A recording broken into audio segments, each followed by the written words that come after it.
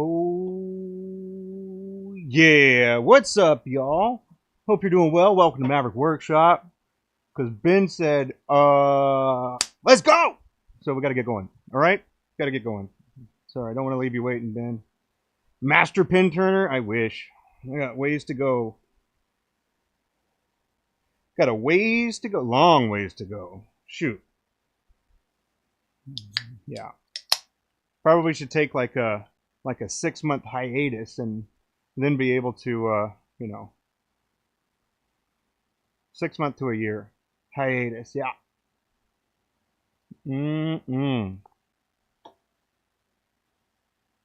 So I don't know if you were here yesterday, but the whole spiel about I wanted to get a haircut yesterday because my hair was really long and it's really hot in the shop. So I asked Abby if she wanted to do it because I reached out to Great Clips and they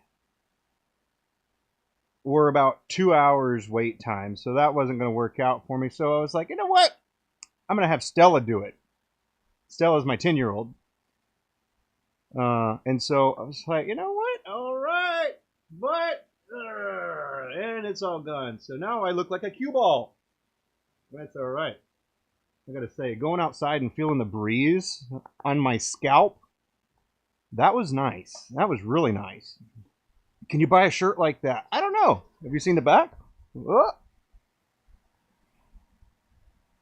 But yeah, you probably could. Let's see. I'll have to ask Abby about that one. But yeah, I'm pretty sure we do have some of the that stuff around. But yeah, I have to go back and look because we did run into some issue for some reason. Yeah. But what we're going to be doing is working on some custom diamond painting pins first. Then we'll move on to something else. Maybe. I don't know. Depends on how long this takes. But yeah. Woo! Let's do it. Let's get over here. Sorry. I did switch up my cameras and I don't know if I like it yet. Lawrence, how you doing, buddy? Looks like you're garden after today's work. Man, that's funny. That's a good one. Alrighty. There we go. There we go. Alright, so I got a little bit of a mess that will start by vacuuming. Ah! I'm gonna need to plug in the vacuum. Yes.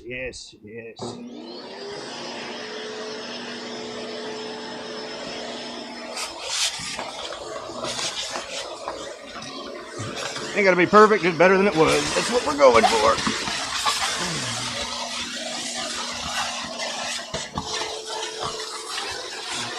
But yeah, Ben, I bet I can get that hooked up for you, man.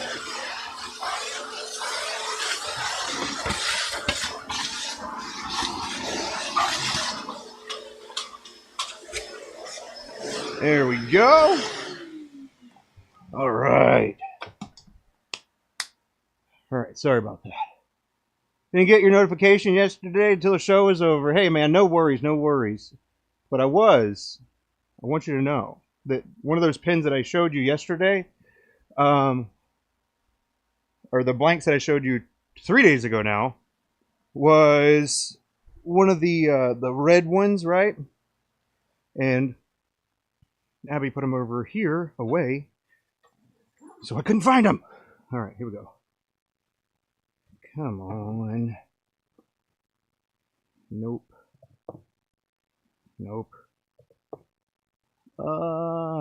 There we are. I have located. But yeah, man. I was working on this and I even mentioned you. I was like, I bet Lawrence is going to want to see, man. Lawrence is going to want to see. So I was working on these babies right here. And I got them dialed in yesterday. But yeah. So it obviously still needs to be sanded, but we were going to leave these matte, I think, which would be pretty cool. It would look really cool. But you can see it, they're still in a rougher state right now, but boom. There we go. So that's for you, man. Well, for your eyeballs. I was thinking about you when I made them. But who knows? Maybe if I see you in person, I don't know. Who knows? Maybe it'll just be like, you know what? You need one of these. There we go. Now you can see that? Oh, Abby's killing it with the blanks. This is one of the ones that I actually requested her make, and I'm not surprised, but they didn't do as well as we hoped. But that's not that big of a deal. Not that big a deal. Because I still like them. I think they're really cool. In worst case, I've accumulated 2 more pens of the same type. But yeah, got a lot of... I've been filling up the box for Abby to sand pens. There's a lot of pens over here. I'd say close to maybe 20 or so. And I might also have to, you know, ramp up my own participation for sanding and polishing, but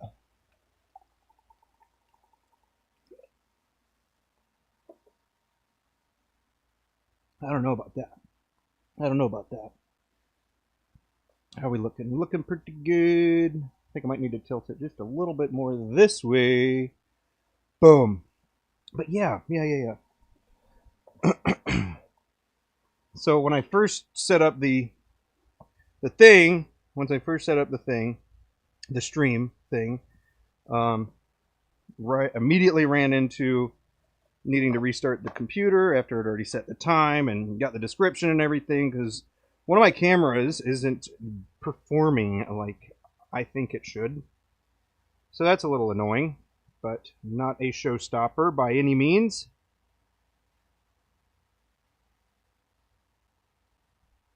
Boom. There we go. Let's see. You're going to have the second. Oh, nice, dude. There's the wine from yesterday. Good deal, man. Heck yeah. I'm going to angle this a little bit up. Why does it seem... Is that better? Felt like you were seeing too much of the results of adult beverages. Yes! Okay, cool, man. But yeah, Ben, I was doing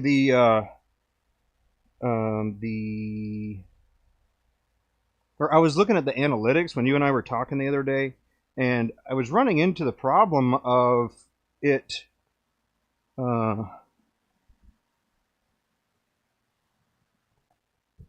not counting the hours, and then, you know, it wasn't until a little later that I actually read that little part about needing it to be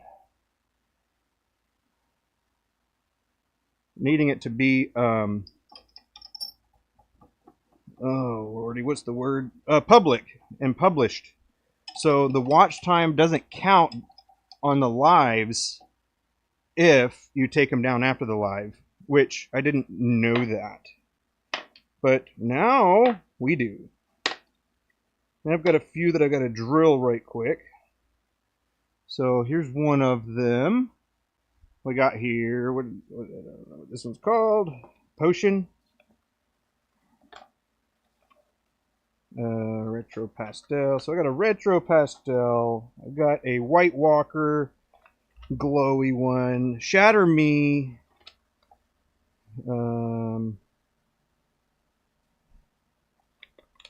Oh my goodness.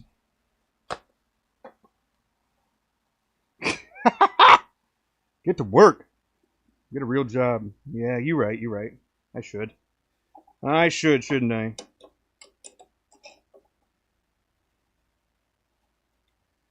But, you know, in some ways I like to think that I did a little bit of service before, you know. But that's all right. That's all right. It's not a job or a hobby. Oh, man. I don't know what else you got. What else would it be? A job or a hobby? Neither of those. Kind of like a wannabe job hobby. Oh, that's all right if you weren't. Only 20? Heck yeah. That's all right. Come in here, learn some stuff. Maybe you'll gain some wisdom, because most of the people that like to hang out in the stream are older folk that got some life experiences and stuff like that. So I'm sure they'd be willing to part some wisdom for you. Crap.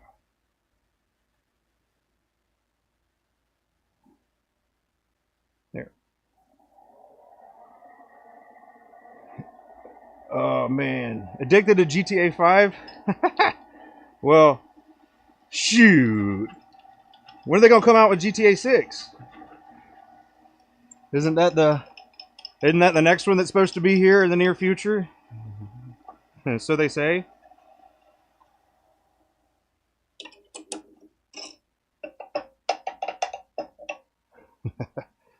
Let me get that. There we go. Now I can see the comments so much better. Let's see. What's up? What's up? How you doing, Zayad? Lord Lawrence. Heck yeah, Ben. Lovely. What a great time.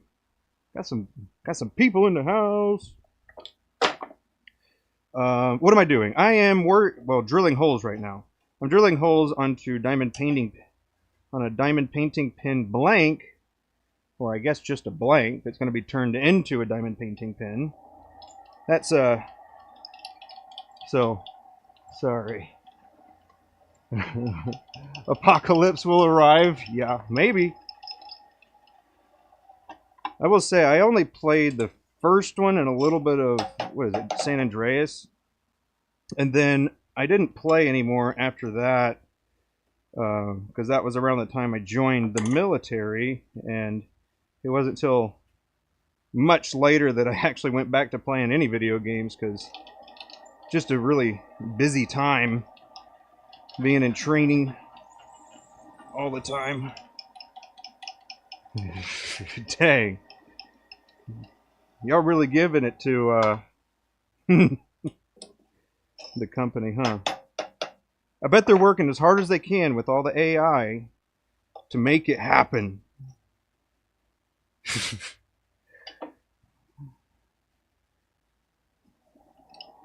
Anybody got thoughts on AI?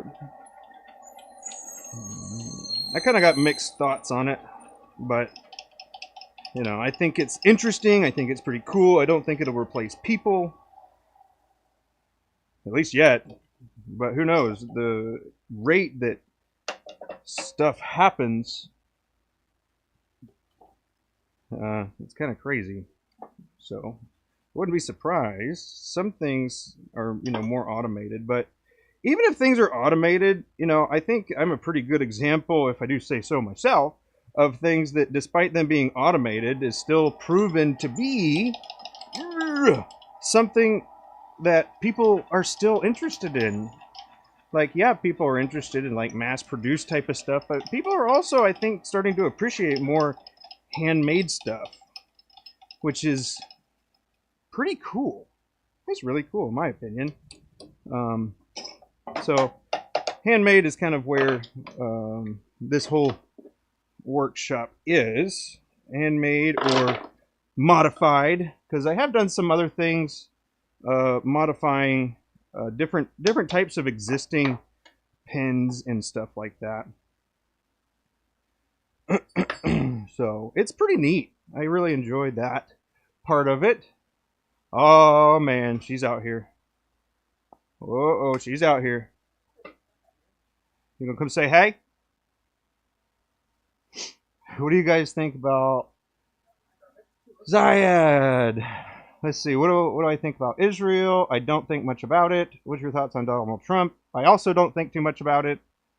San Andreas is the best video game. I mean, I really liked Fallout and Skyrim, so those were my big ones. Trump is a care. Okay, well, we'll keep that on the Delta Lima. Politics are just not good, man. Just not good to bring about, because somebody's winning, somebody else is losing, and it just is. It just is. Somebody wins, somebody loses, and it just happens that way. Is he spray tan? I don't know.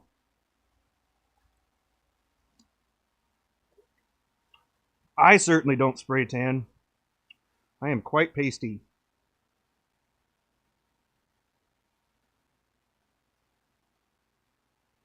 You think on AI they need to leave it alone? Yeah. But see, I don't think that's going to happen either. They're definitely not going to leave it alone. If anything, I think people and companies are leaning more into it, and there's always going to be, something to be concerned about. But for some people, doomsday preppers, it's like, it's the end of the world. Well, it still hasn't been for the last hundreds of years and thousands of years. California or Texas? What is the better state? I don't really have ties with either of them. There's some SEAL teams in California, but I did a lot of my training in Texas for the Air Force. Basic training was in Texas. I did do some really cool training. So I'd say the water is better in California than Texas.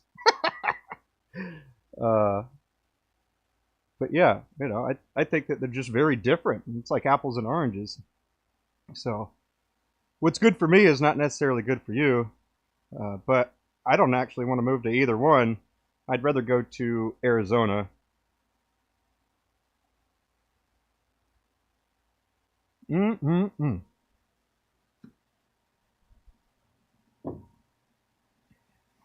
But yeah, those types of things just get a little crazy.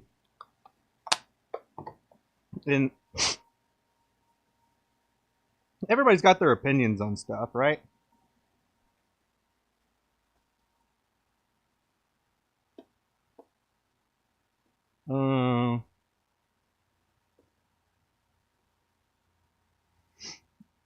Let's see. Sorry.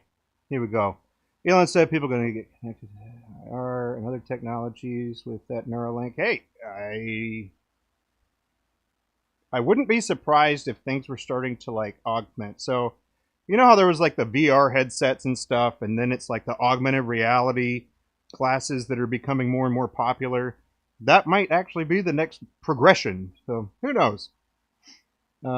Texas does have terrible water. Yeah, Lord, you know what it is. Let's see, the Dead Center. Let's see. What degrees do I have? Like education-wise? I assume. We'll come back to it. See a response there.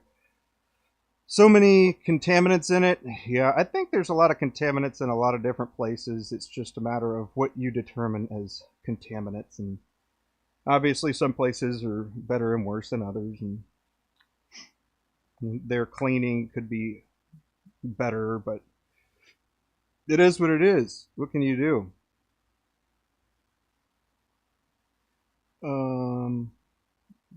Do I do hunting? Okay. No, I don't. No, I don't do any deer hunting, but I'm not opposed to it. I think it's pretty entertaining to hear about, but no, it's not really something that I go out and do. Let's see, education or skills. So I have, shoot, I have a binder. And this is not to be like all crazy or whatever, but I don't have any bachelor's degrees. I'm close to a business leadership degree. And then I also have an associate's in personnel recovery, an associate's in education. And then I was also a nationally registered EMT paramedic. And I got scuba qualified, dive supervisor qualified. I got skydive qualified, both halo and static line. Let's see. I am pretty proficient with boomsticks. And I've been making pins for the last almost 6 years, since 2019, end of 2019. So we won't count that one. In 5 years. 5 years I've been making pins. Yeah. I'm pretty much self-taught.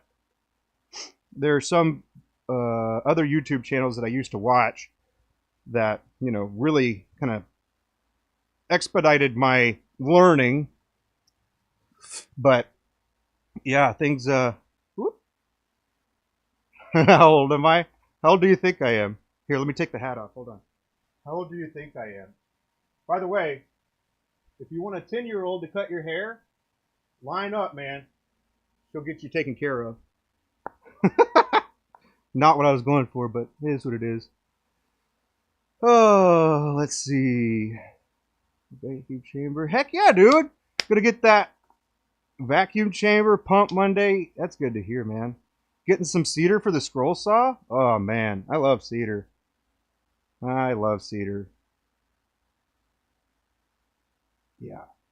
Oh, just what a great material. I did end up getting some eastern cedar wood before I left the property that I grew up on. I grew up on like 28 acres, and I made sure that I got some cedar before I left because, well, you know, I like it. But the other thing about cedar, it's very chippy. So turning it can be fun or frustrating, depending on your tool control, I would say. You think 30s I had? Thank you. We'll roll with that one. No, I'm just kidding. I'm 36.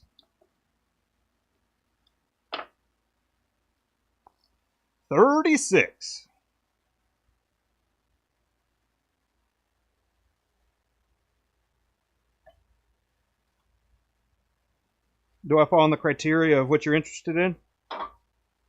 Ooh. I'm just kidding. Just having some fun, man. I'm just having some fun out here in the workshop. The Whiskey Sierra. Whiskey and Sierra. I wonder if that would be any good. Sierra Mist. Arrgh. Was working on some ebonite stuff yesterday. Made really good progress on that, man. Woo! Production-wise, we are cranking. These are all these are all barrels to some upcoming pens that we've got prepped. And I think there's like 30 of them. Got caps and barrels prepped, so I just need to get them turned. Let's position this so we can see it. There. This is going to be a standard regular 3-bump. Medium rare. Lord, you like medium rare? I'm a medium guy.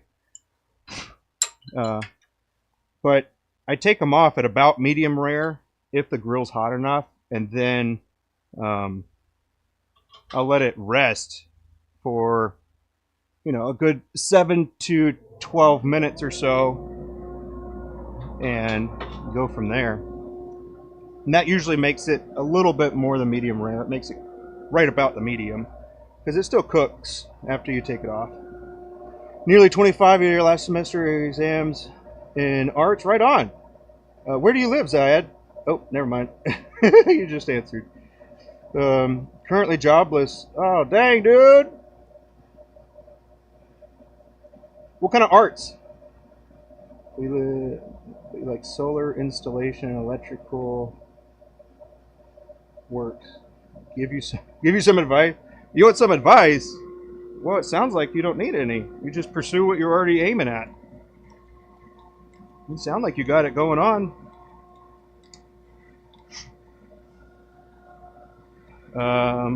Yeah, shoot. I don't know if there's really much else that you would need to do, buddy. Just pick a direction and start going that way. And then check in with yourself here and there and see if it's something that you want to continue doing, and just continue on like that. I'd have to know more about you before I can give you advice that would be relevant for you. But I do think electrical is a great way to go. I know that there's a lot of different avenues that people are trying to harness energy, solar being one of them, so I don't think that that's a field that's going to go away. But yeah, just find an apprenticeship. I'm not sure what it's like in Pakistan, I'll be honest. I don't know, like, living in Pakistan, what that's like. So I'm not entirely sure. I can only base it off of what I'm familiar with. So kind of keep that in mind. And yeah, that's what I'll say about that. All I have to say about that.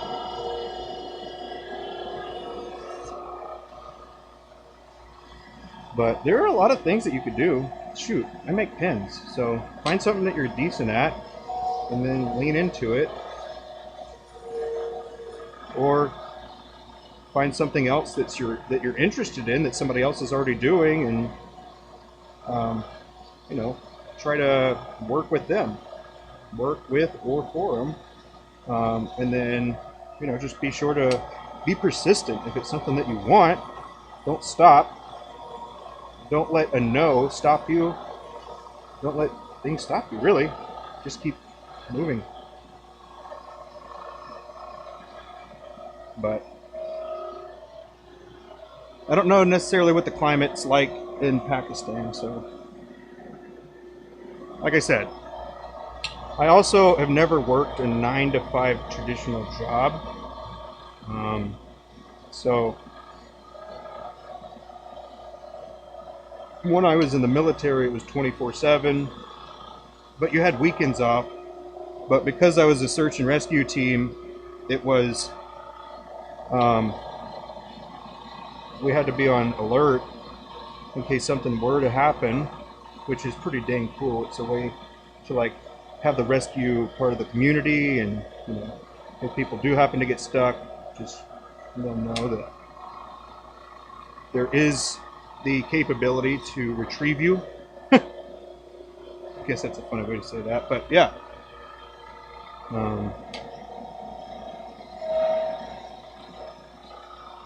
I don't know if it's as profitable as it once was, but yeah. I also don't recommend it. The juice necessarily, I don't know, man. I don't think it's worth the squeeze.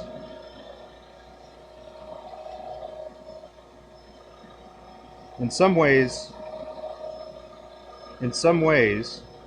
dude, you just got me thinking about that. Holy smokes. All right, so hear me out. So while selling that is illegal, it's interesting because you think about TikTok, and what does TikTok do? It gives you like a little dopamine rush, right? So that's like exploiting that's like exploiting the dopamine in your brain without actually having to give you any medications. That's a weird one. That's a weird one right there, man. Woo! No hats today with the tinfoil type. Let's see. What is this thing used for? This thing is a craft handle, and the handle will be used for diamond painting pins. People like to have a larger sized grip, or more ergonomic grip, or just a pretty grip for them to hold when they're doing their diamond art. Yeah. And that one's a nice, it's a really nice color. Very light, pastel-y colors that aren't too translucent. Got some shimmer in there too. But yeah. So, Zayad, hope you say your name right, but what is it that you are interested in, man? What do you want to do?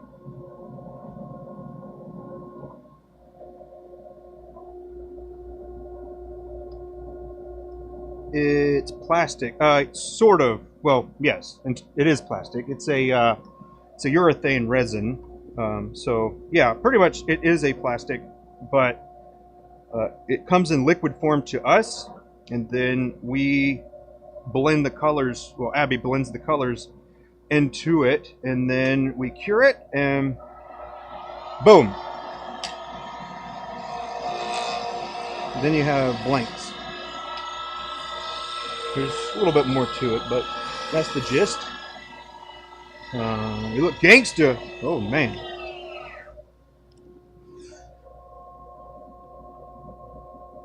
Uh-oh. Some.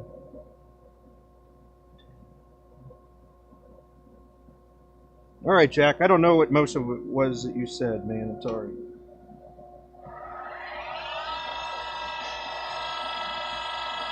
You're interested in mostly installing solar systems. All right. Well, you could definitely find some companies. Just check it out online. They'll probably have some international representatives of sorts for the different companies, and then see what you can find. Did you want me to go job hunting with you? I don't know if I'd be a great example, because or a great person to do that, because I don't, like I said, I've never worked a 9-to-5 job. I worked only in the military. And then after the military I left, and then I did some different stuff abroad, which was again very non-standard hours, and so I really don't know a whole lot about the job market and that type of stuff, other than what I see on the news and what I hear from other people. So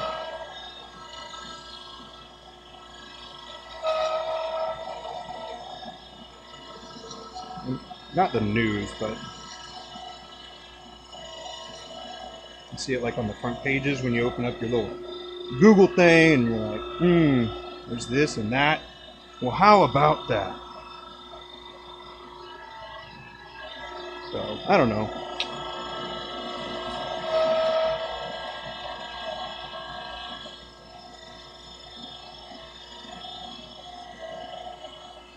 But yeah, there's some hot takes on everything.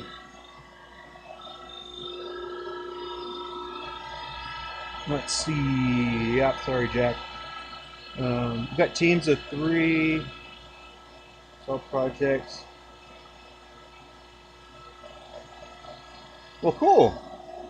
There you go. It sounds like you already got it figured out. So I got to ask, why do you have a degree in arts if electrical is your thing? Unless you plan on doing something artistic with the electrical aspects of it, which is not unusual. It's not unusual.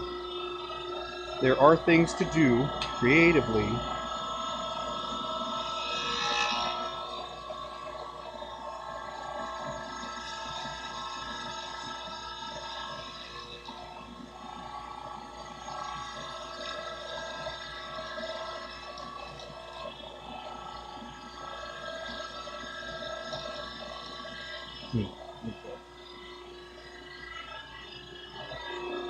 Let's see, but yeah, man, there's a lot of things.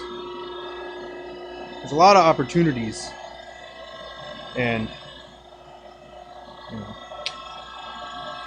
I think it's important to network with people that are adjacent to whatever it is that you're doing too, because they might have contacts that you can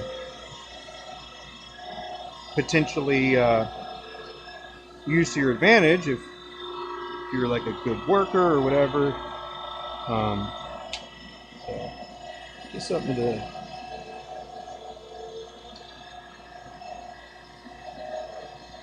consider, I guess. But I kind of have the thought of job. I heard it in a book, and for some people it's very true that they don't plan financially, and what a job is just over broke. But you need to have like a business type of skill set, mindset, and affinity towards to kind of think about it like that. Or not, just find somebody else that does and pitch them your idea. Maybe they'll bite, and boom, you get the project funded, and there you go. Now you're a millionaire. That's how it works, right? Kind of.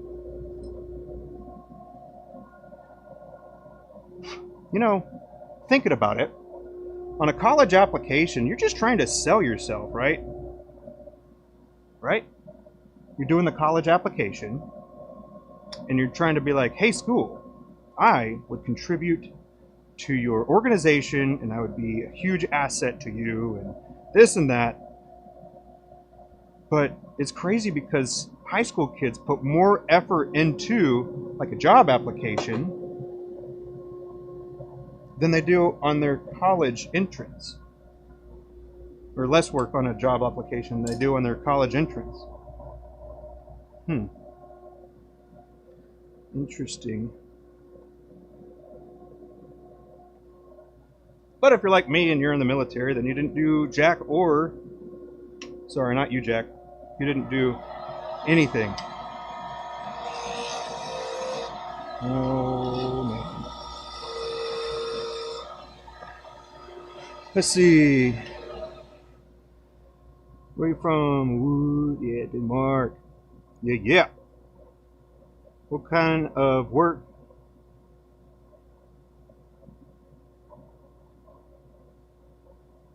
I don't know if you're asking me or Ben,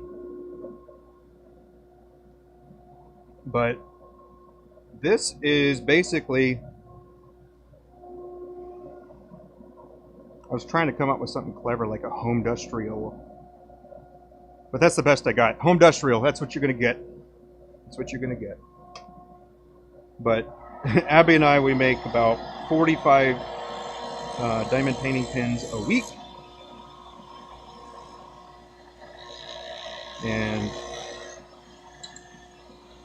yeah. So a little bit of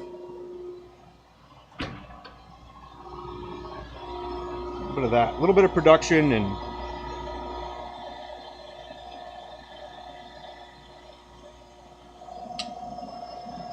but yeah, everything that we do is like all in-house. I'll sometimes get different materials, so that's, I guess, something. Sometimes I'll get strange materials, or non-standard, I guess.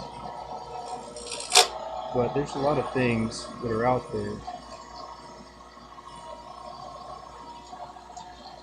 My dust collection isn't working well as it should because I got the fan blowing behind me. Let me knock it down a little bit. Unfortunately, because it feels really nice. All right. Hey, airsoft guy. What's up? How you doing?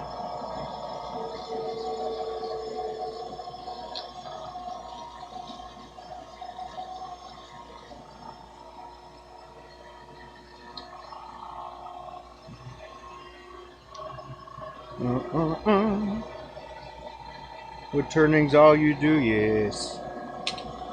Oh, it's not all you do. Come on.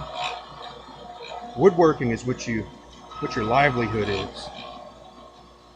Oh, yes.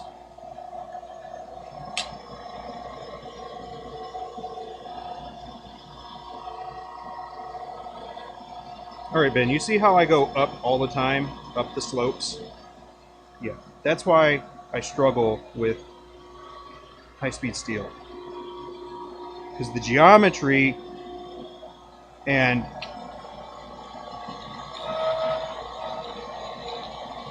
the material plays a big role on how you turn.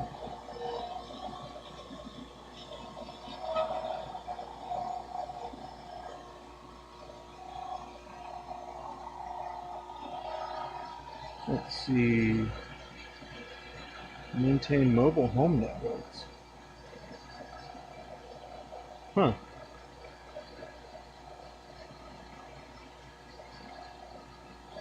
No idea. Not sure what that is.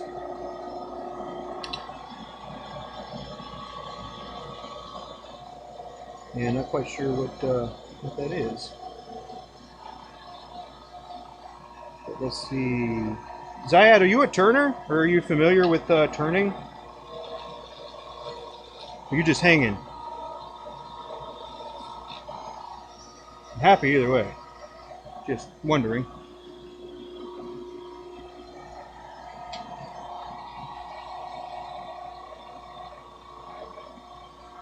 Hey, just turned during work. Well, man, that sounds like a pretty golden opportunity. Just turn everything. Turn everything on the clock, so you're getting paid to turn. Like, if I was getting paid to turn, and I didn't have to worry about these selling, shoot. I'll see if I can talk to the lady boss, see if she'll pay me. I don't get paid.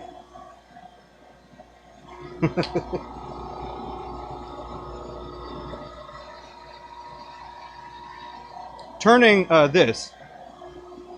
turning so it's turning. A lot of people call it wood turning, and I'll even say it just because it's easier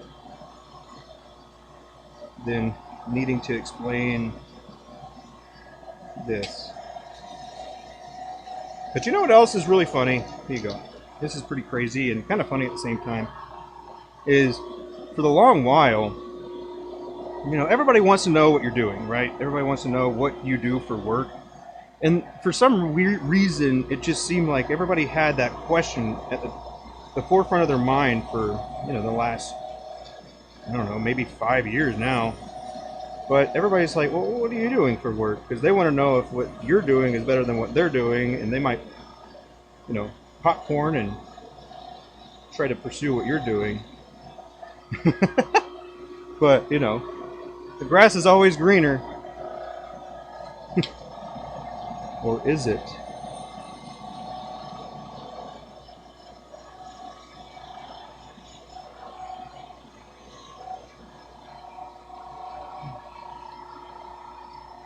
Yes. Yeah. Thank you, fellers. Mm-hmm. But yeah, I do a lot of turning. Like every day. Almost every day. I'll sometimes take a day off. I guess last week, or the week, yeah, just last week. Oh my goodness, it's been a week already since I was at the beach.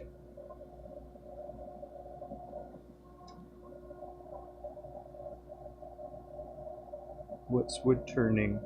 It's like this, except this would be wood instead of resin. So it's on a lathe the same.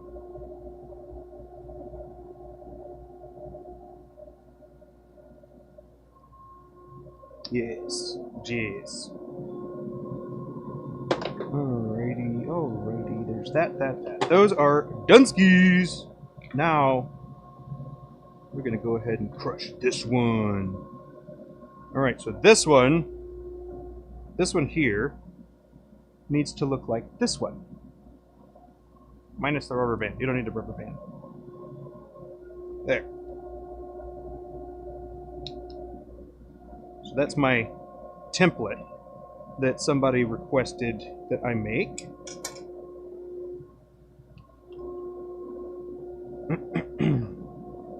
No, that's good, man.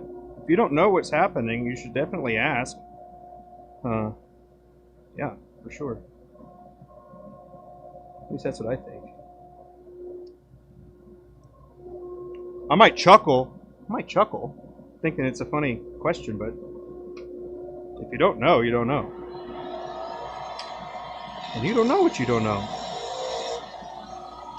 And when you think you know, oh, that's where it gets dangerous. You know? Let's see. You also polish them with the lathe or hand? Both. Polish them on the lathe by hand. Alright, so I need to go ahead and get my reference marks again. I've got these here that I use for that very purpose. So I've got a small ring, 2 large rings, and another small ring in a decent size grip section. However, you can see that it is also asymmetrical.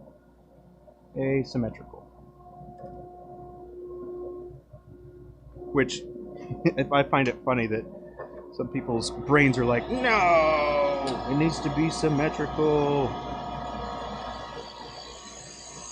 Kind of funny.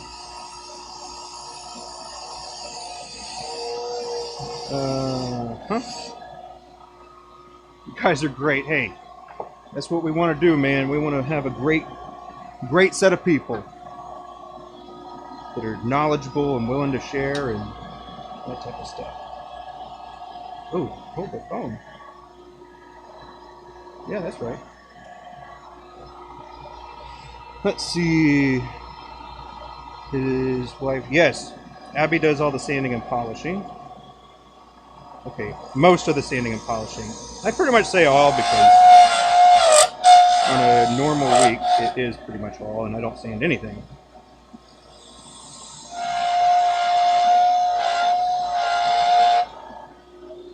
Yep. Let's see.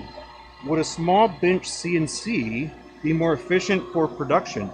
That's a great question. And the answer is possibly. However, you would be removing the handmade aspect of it, for one. And two, programming a CNC machine to do this type of thing would be kind of tedious, I would say, because you have to like unload, reload the CNC every time, and so you'd be babysitting.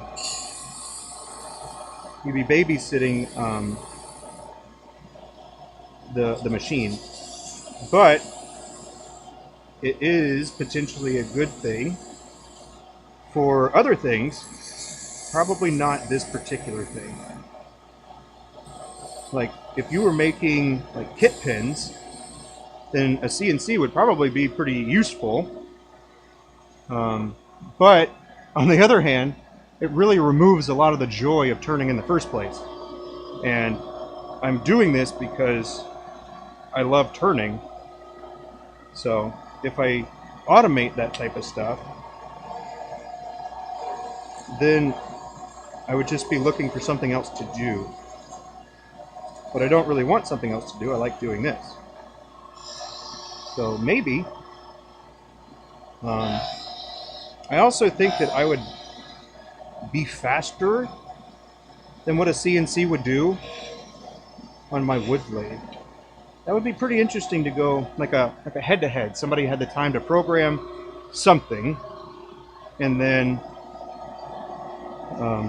seeing what ended up happening if we were to race.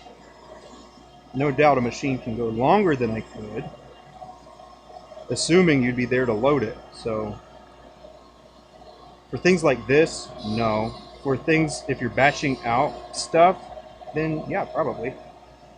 Batching out the same shape over and over again. But in addition to that, I would say as well, if you were really good at making silicone molds, I wouldn't be faster over 100 units? I don't know. I don't think a CNC could actually do these shapes.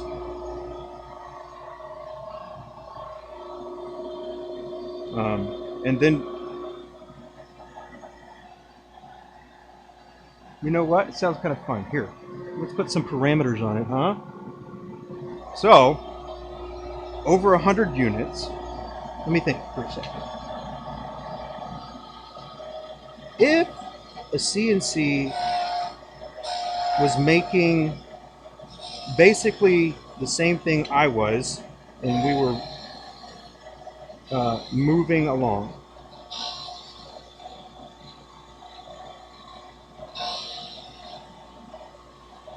No, I still think that I'd be faster. Still think I'd be faster because each individual blank has to be loaded, and then you have to wait for the machine to do its thing, and then you get it out, load up another one, repeat the process. But also it wouldn't have those little bit of imperfections that handmade, you know?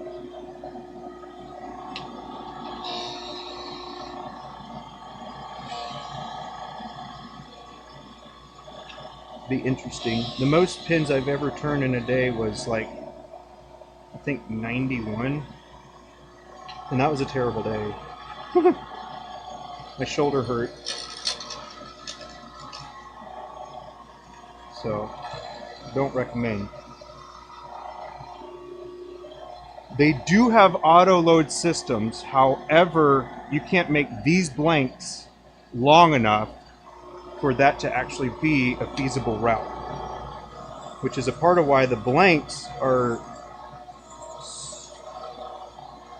well, we've gotten reached out to for somebody that uses a CNC and asked if we do 3 meter blanks. Or not 3 meter, 1 meter blanks, which is 3 feet or so.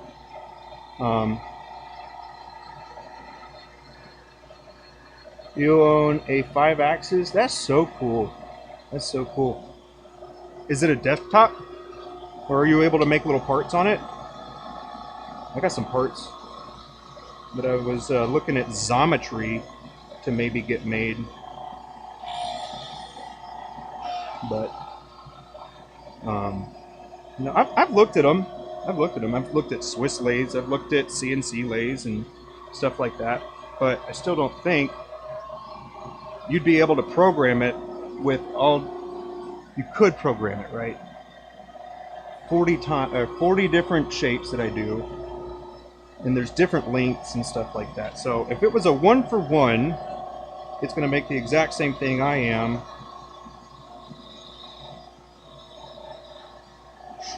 It might be. It might be faster. I don't know. Let's see. Yeah. Yeah. That's a good point, Lawrence.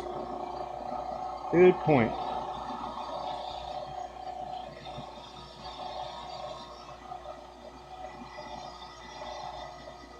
Yeah, Jeremy, that's what I'm talking about.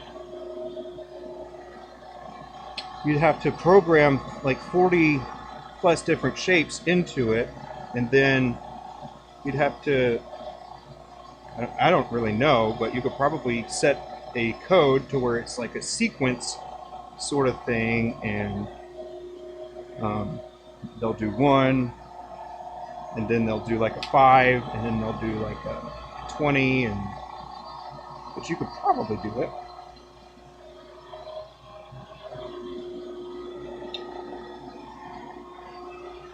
I think it depends on what it is, really. Some things I would rather it be machined because I want it the same every single time. But if it's like a final product sort of thing, I like this. I think I'd want it close, but I don't know.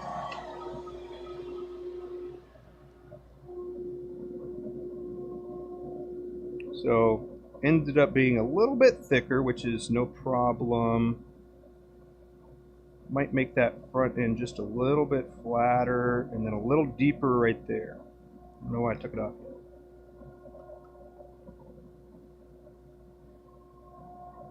But yeah, if you were trying to sell as much volume as you could, then yeah, there's probably different ways to go about it. But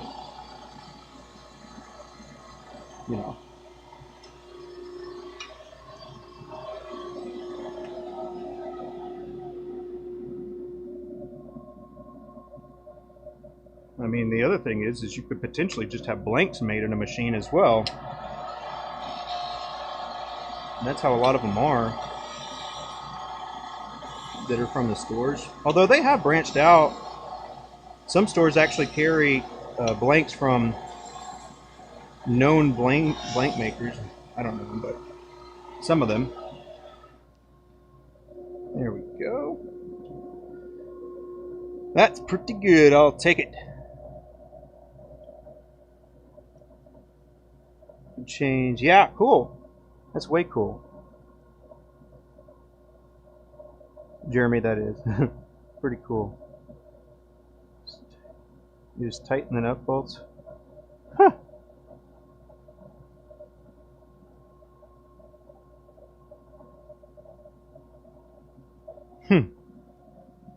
But yeah, I think with machines, they don't have the touch either. And that might be what you're actually... That might be what you're talking about? Having the touch of sorts.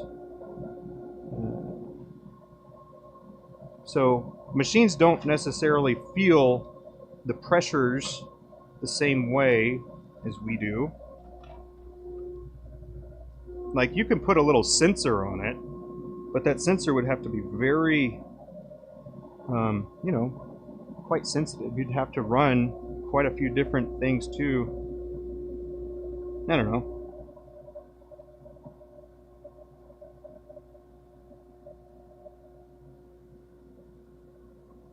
The turning is very much therapeutic for me.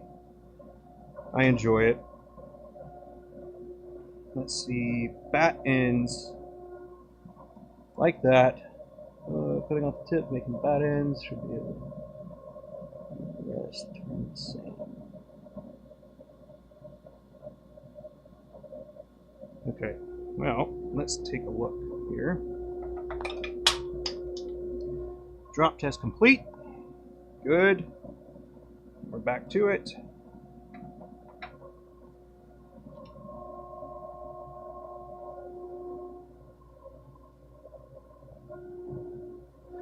But yeah, no doubt a machine's going to outwork anybody. It's just a matter of what will it be like at the end of it. So,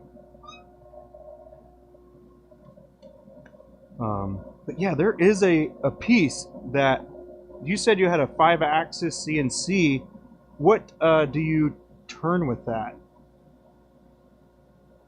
And what kind of material? Like, what kind of material and what type of stuff do you make with it?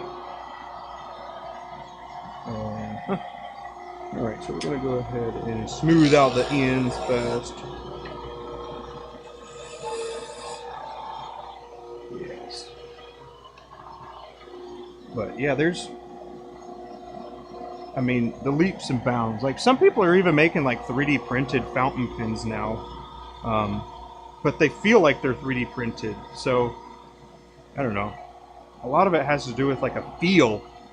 And, you know, once you know that type of thing, then you can kind of, I don't know, feel more connected. Let's see. Alright, so this is the shape that we're going for here. So, got this end and this end, shorten, cutting off tips, making them bat ends, cool. So we'll do some of this. Let me get a ruler. I need to get a ruler. ¿Dónde está? A ruler. Oh, nope.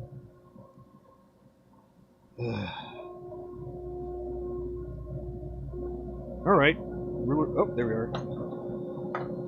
There we go. Okay.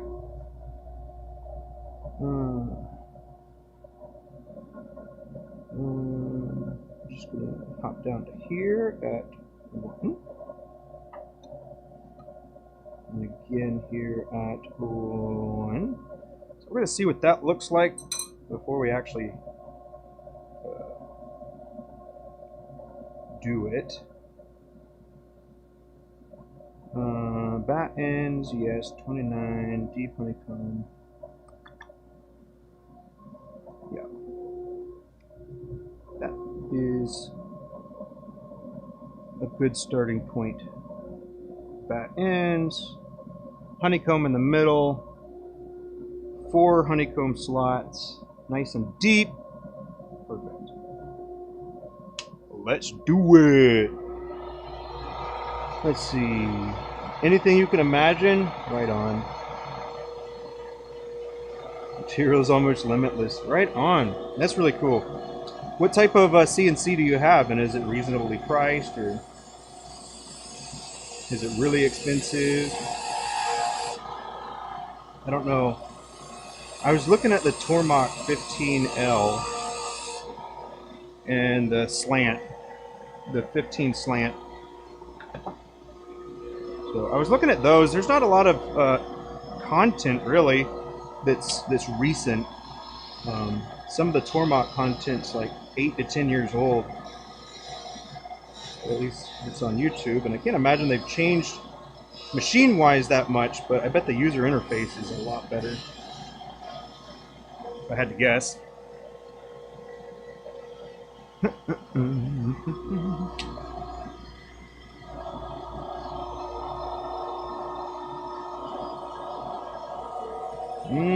Zayat, I see you doing stuff now. You're trying to math it out. I'm not going to make that easy for you, though. I sell these for $100 million. And that's a bargain. Putting all my sweat into it. Whoop! But that's really cool. It's 24 inch between centers. Sweet. Okay, that's a pretty good size. Was it expensive, Jeremy?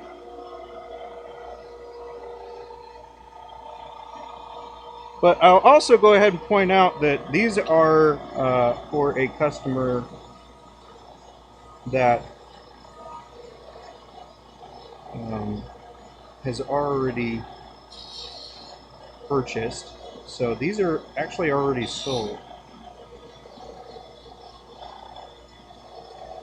And by design, I don't work on that part. Abby works on that particular part. And so it gives me an out when people ask me specific questions like that.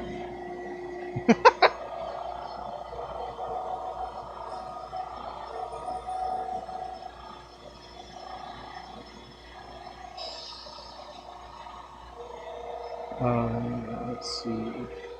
How much electricity? You know, probably like 27,000 gigawatts.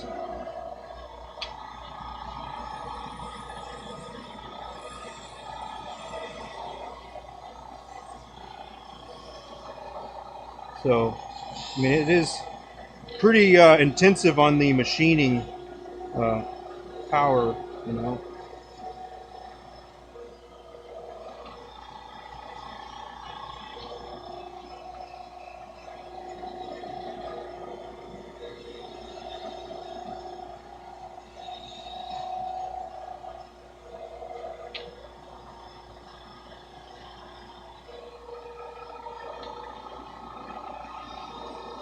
But I couldn't tell you. I don't know.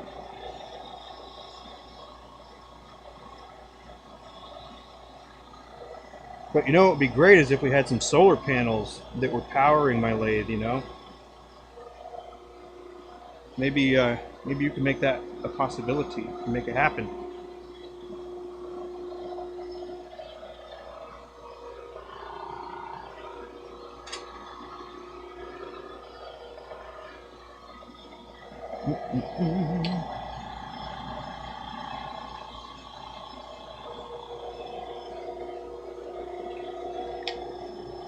tad bit more. Yes, there we go. Let's see. Vinny! How you doing, buddy? You sneaking right in here, man. Doing all right?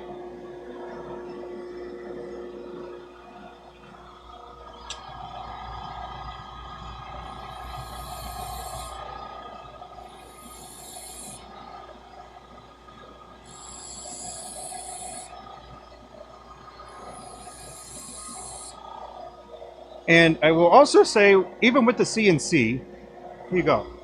Even with the CNC, you still have to sand. CNCs don't sand yet.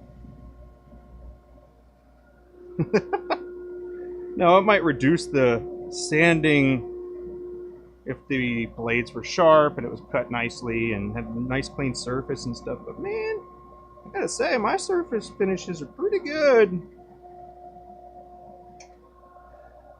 Not quite like the riding the bevel of a 3/8 inch bowl gouge, but you know.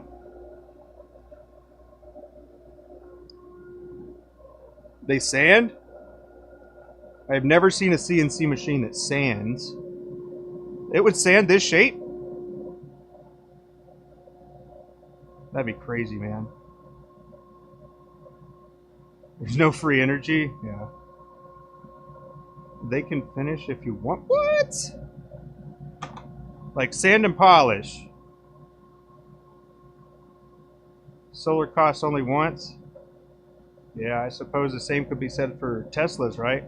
You only have to buy it once, just keep recharging the battery.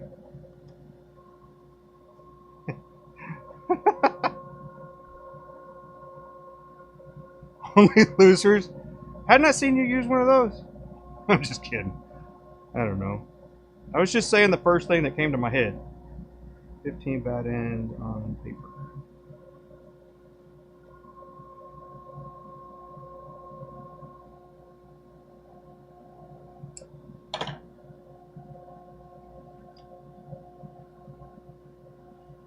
Okay, now this is not that.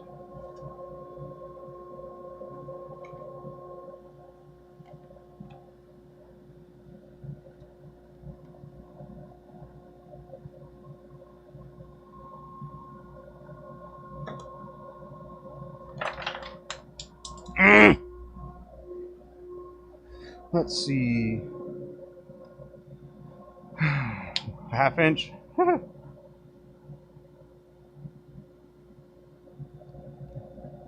Sounds like you're a big proponent of the solar. It's nice.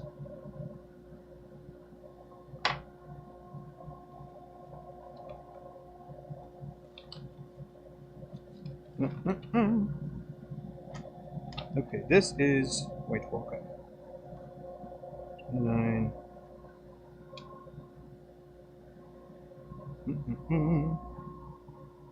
Sorry.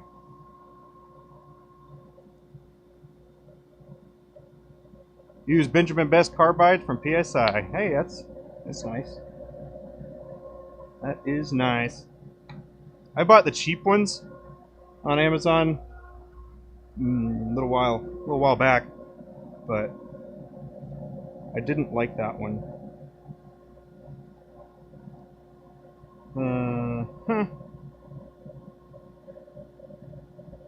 This is a white walker. All right, here we go. Let's see what we got here. Solar costs only once. Tesla's all good until you have to replace it. Yeah, that's what I'm saying, man. There's batteries. These batteries are... Whew. Did anybody else see... There was a movie, like... with the preview of... like a ship coming towards the shore. It's a weird movie, but... all the Teslas were remote controls.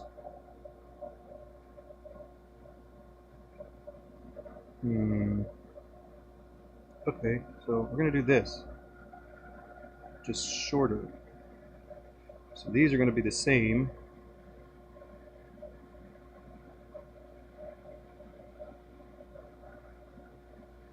Just got to figure out the length and a couple other things. Let's see, as some use Savannah tools, like to get some new cutters for them. Carbide is for people that don't want to learn a trade. I'll be honest, Ben, I started with carbide, or not carbide, with high-speed steel, but it was not working how I wanted it to. So, changed it up. Alright, let's see, we were just under 5 inches. So, 2, 3, so 5, 2.5. And then, if I've got 2.5, let's do a 1. We'll see where that puts us. So 3.5. And then this is another 1.5. Yeah.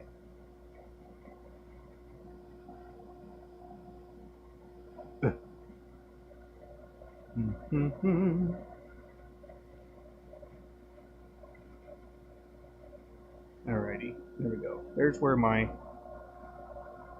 I'm just going to be just on the outside here on this and this to make that work. How about that?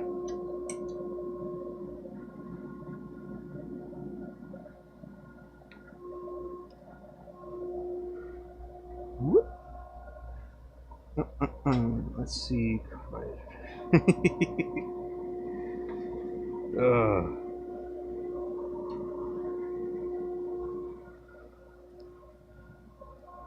Well, Ben, you know what?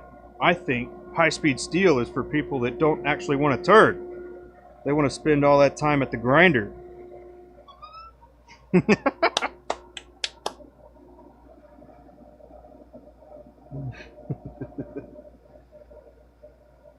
It's stored by traditional tools.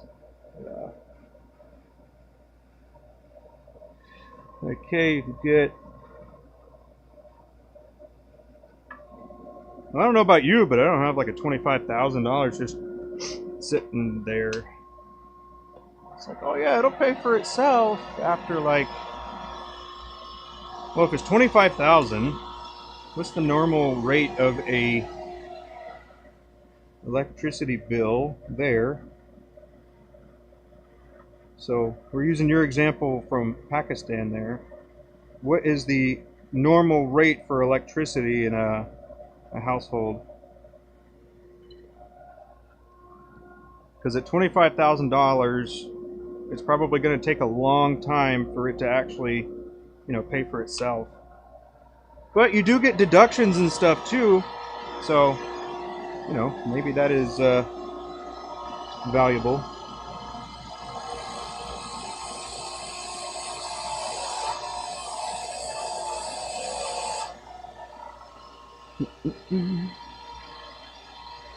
You save money on sandpaper? Oh man.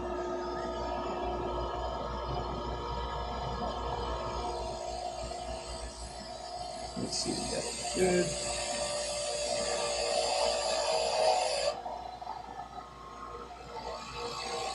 Well, allow me to retort.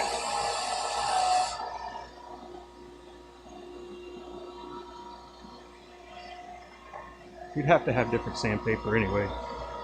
We use wet sandpaper, but I have dry for when I do some wood.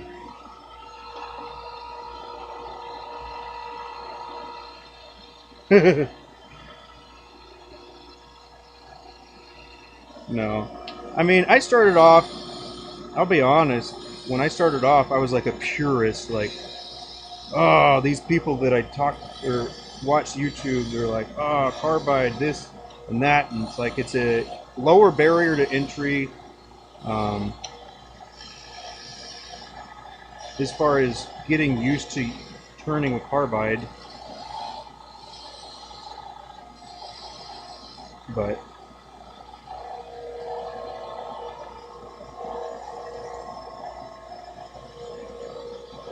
no. I'd spend all my time at the grinding station if I used carbide here.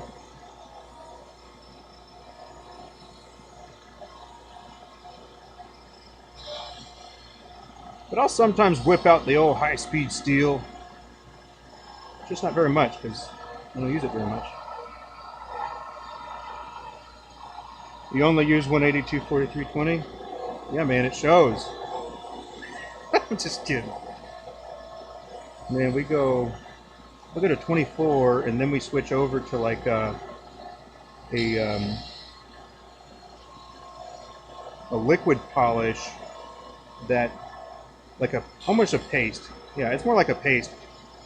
So in a way, it's kind of like, if you think about toothpaste, it's kind of the texture of some of the grits that we use. So we use 8 different grits of sandpaper, and then we use 6 steps of it's like a jeweler's polish stuff, but it's been adopted for pen turners that are polishing like plastic stuff. And it's just an abrasive paste. Well, let's see.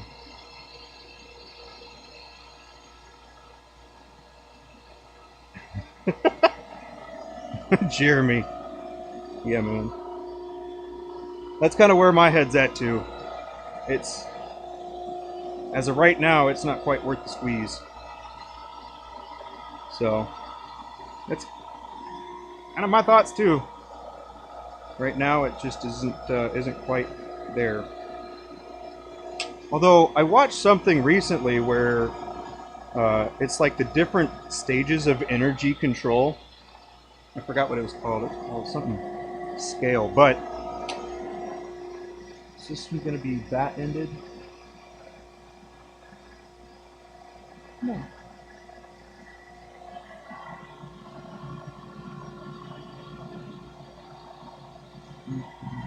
Huh, okay.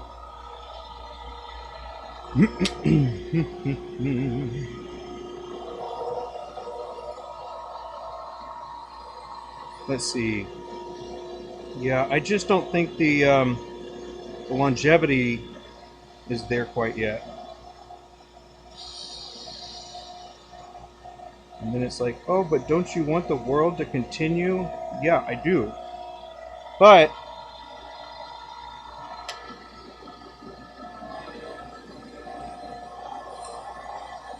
it shouldn't cost that much to do so.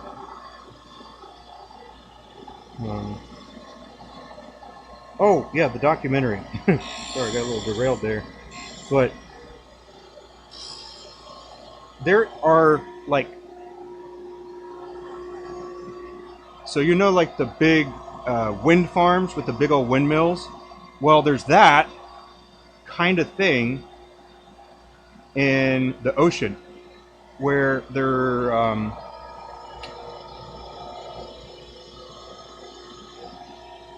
able to use the current to harness that energy, or they're harnessing the current energy. So much like the wind blows, ocean has currents, and there are little fan propeller things down there that are the way that they're harnessing the water power.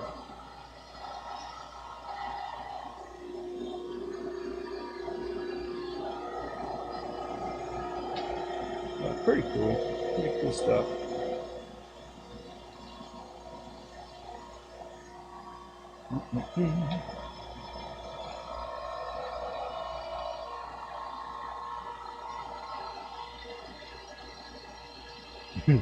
Still have a light bill with the solar, yeah. Yes. I think a lot of those solar panel programs are with good intention,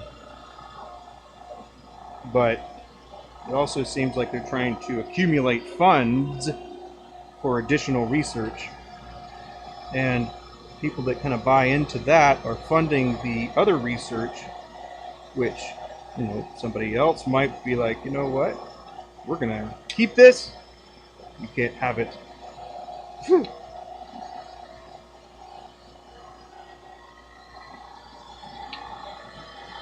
Or they'll charge you for it.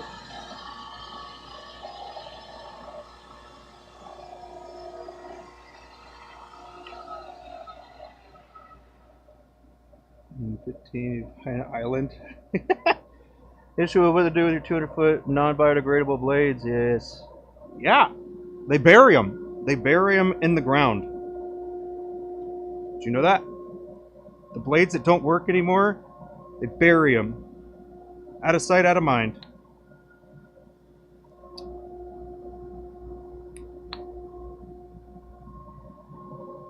So, there's that too.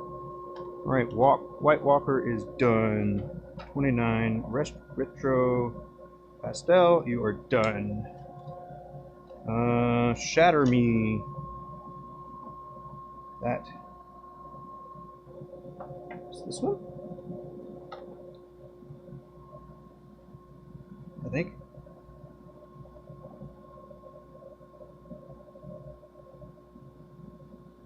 Group and mid, same bad ends.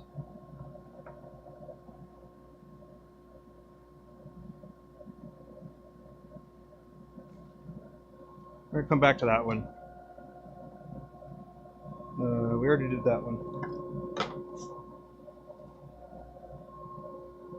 Okay. What am I missing here? Okay, we're gonna come back to that one.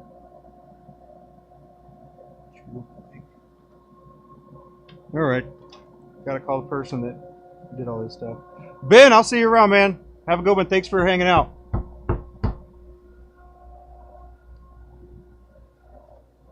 Let's see. Swing by tomorrow. Alright, I'll do what I can. I'll do what I can, man.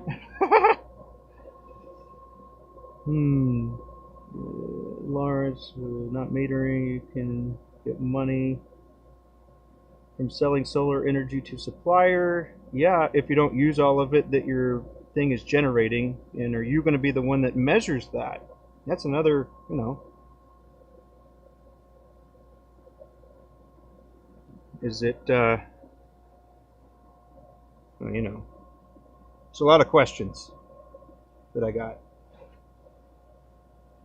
Oh, the ones in the ocean are killing whales? Oh, shoot. I didn't even, honestly, I didn't even think about the fish there when I first saw it. I wasn't thinking about, well, not the fish, but the ocean life. Yeah. Whale's not a fish. Let's see. Starts in 15 hours? Ooh. You better rest up. Get that beauty sleep. Sorry, Abby is not receiving my knock.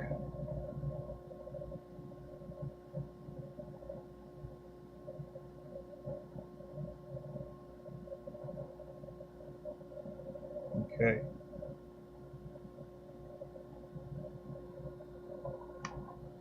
Need a little clarity here. Yeah, Ben's a pretty cool feller. If you like watching spindle stuff and a Viking turning, then that's the guy. That's the only Viking I know that turns. So.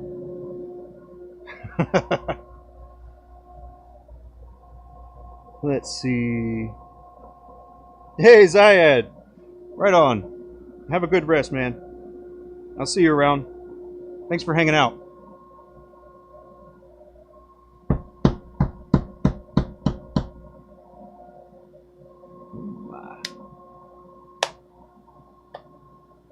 Let's see. Goodbye, wood turning. That's funny. Farewell. I guess you didn't hear the knock. Let's see, I'll be right back. I gotta go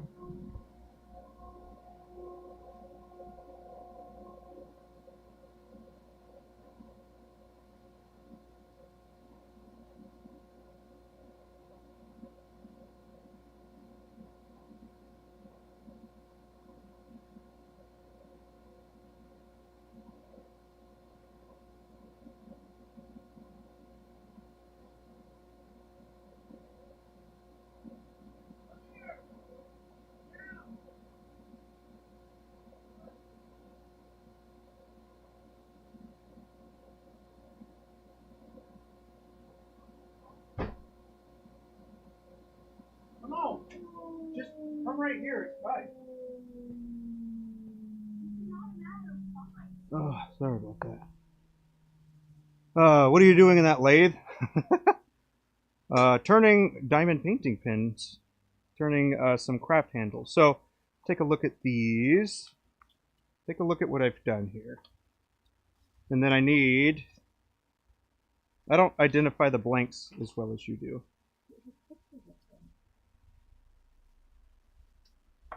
Okay, so I got these done. I got 3 more. What are these? Sorry, I got the wife out here. Yep. We'll get back to it here in just a second. I gotta figure out what shapes we're doing. They're custom shapes, and she talked to her, or the customer. So.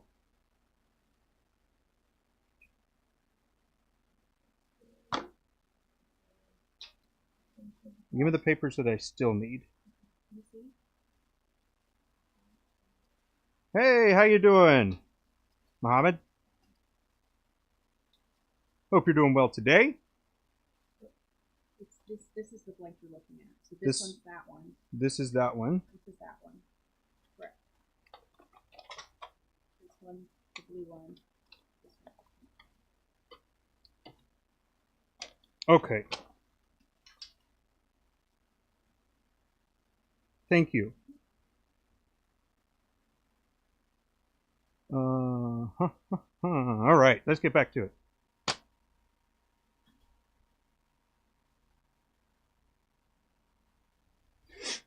Everybody having a good weekend? Being all safe and stuff? Or not? Having a good time?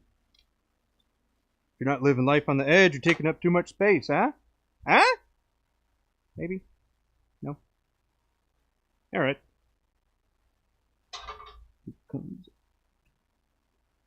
Alrighty. Let's get back to it.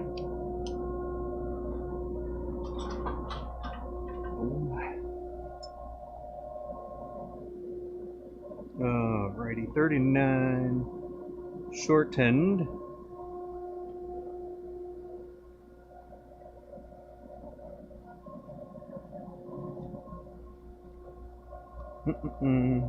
Let's see, shorten the grips. Cool. Cool. Alright.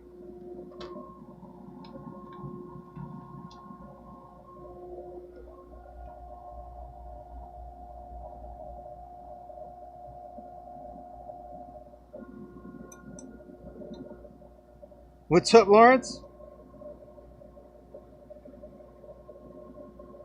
Alrighty. Do it this way. There we go. About that. This will be the middle. Okay. And then it's going to be kind of like the other one, huh? So let's see what we got here. It's about 2.5. 2. That'll go to about here and here. Right? Yeah. So a large one and then a small one.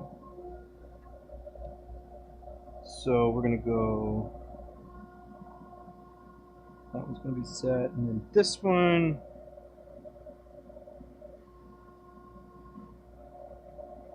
One and a quarter. Alright, let's see. 1 1/4.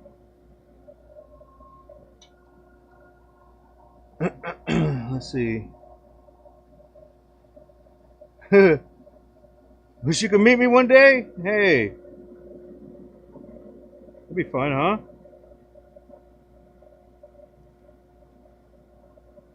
Okay, so this is going to be that.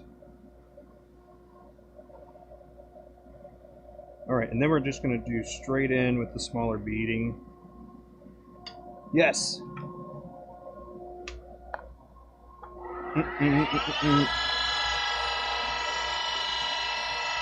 Hey, it might happen. Who knows? Last year I went to the Mid-Atlantic Turners Expo in Manassas, Virginia. So I think I was nearby.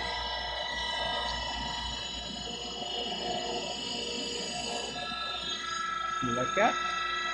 Like that? Okay, that's good.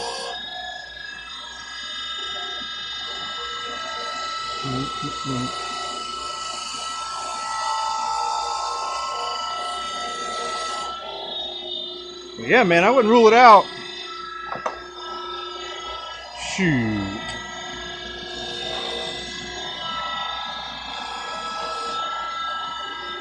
There we go. We are good now. Nothing else, wazoo, right? Okay. Yeah. Can you imagine trying to program a CNC to do this? Woo!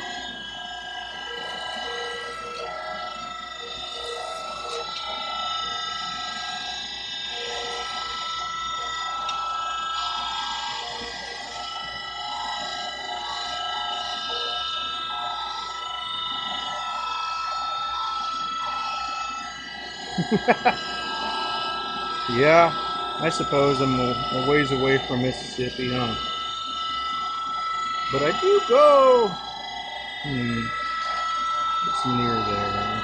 Where did I go to?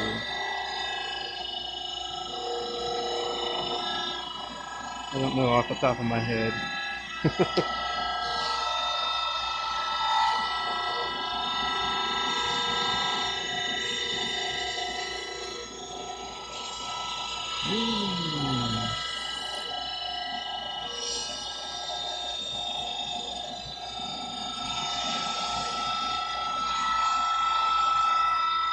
Let's see.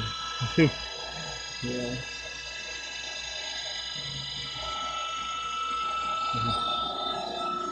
Let's see. How far is Mississippi from North Carolina?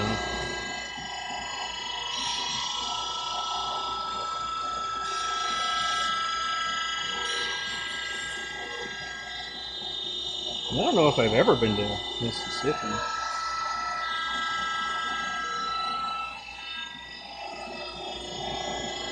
Isn't Mississippi all about Ole Miss?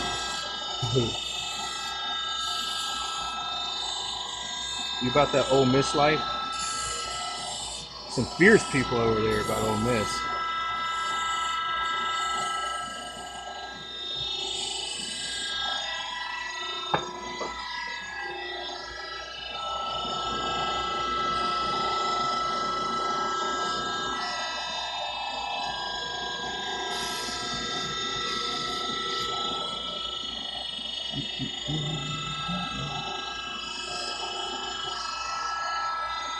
Oh, 2,000 miles? Psh, no problem. Let's see, if we're in an airplane going like 500 miles an hour, it'll only take about 4 hours.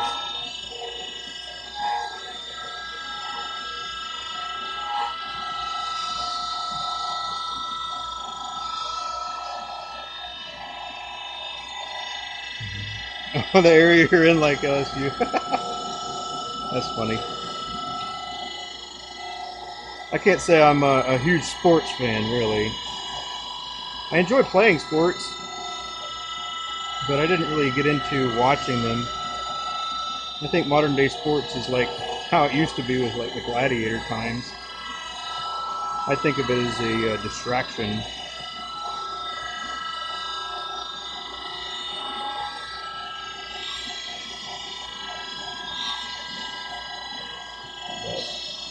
Everybody's got their own thing that they like to do.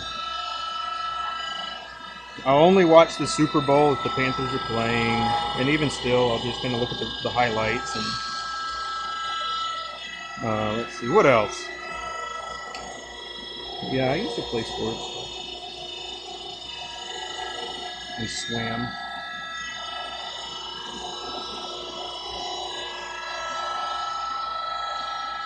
Very long walk. Yeah, man, I bet. Whew. Take a little while. Although, weird thing, I was actually thinking about taking like a little sabbatical and being a drifter for a little while. Like, hang out with, well, I guess just kind of work your way from one place to another without anything. I was kind of interested to see how that would work out.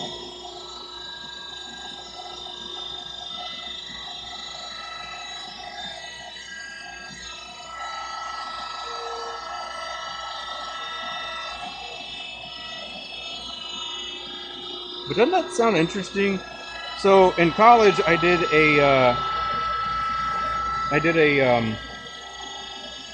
well, we had public speaking. It was one of the classes that I took, and we had to do a class, or we had to do a speech about something that people don't know much of anything about.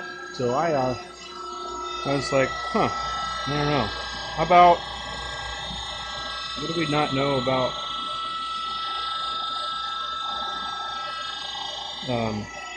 Let's see. There's three different types. There's bums, there's hobos, and there's drifters. So, believe it or not, those are all different. And the really cool thing about that is that they have established their own like methods of communication. Kind of like the military in some cases. They've developed their own method of communication that's like you see a sign or something on a wall. It'll tell you if people in that area are nice to the drifters or whoever. But yeah, it's kind of wild. There's a whole thing, man.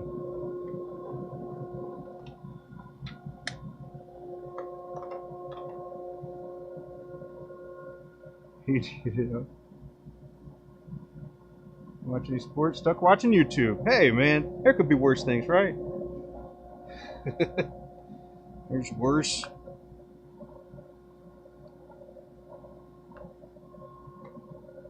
Could be watching paint dry. That's another series that I'm actually working on, so if you are interested in watching paint dry,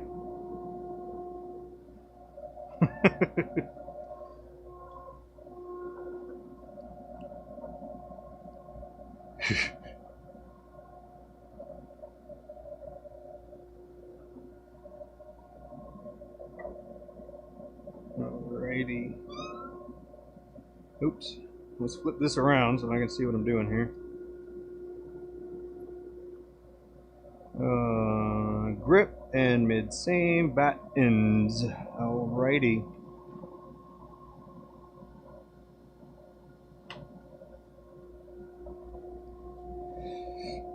So about like this is what we're going for.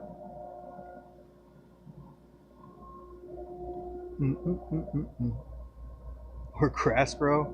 We want to get both of those in there.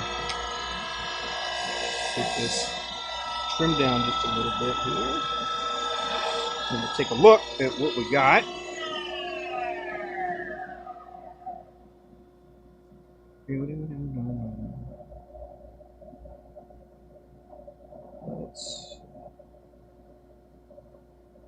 Alrighty, this is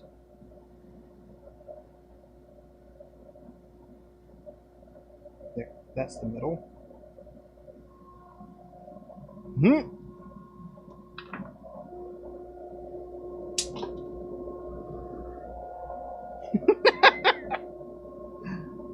Oh, bummer, man. Alright, one. What is wrong with my brain? Get it together.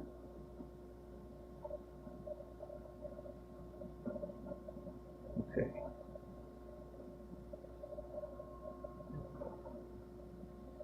There it is.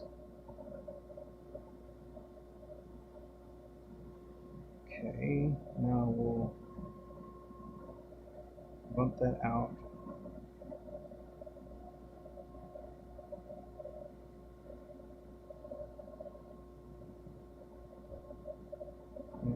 Here we are. Then we're gonna go. So we're gonna go here, here, and then this will be space for that. This will be space for that, and then bat ends. Yeah.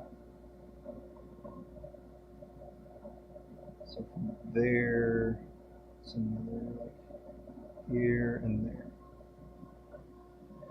Okay. Makes sense to me, right?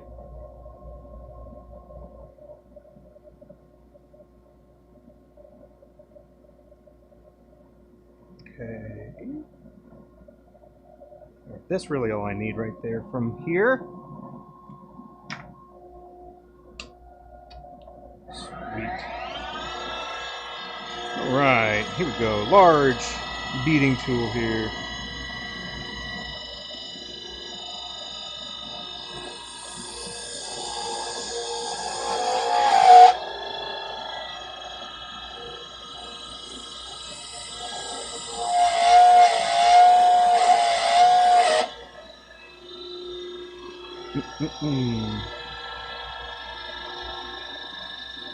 What's more fun? Oh man.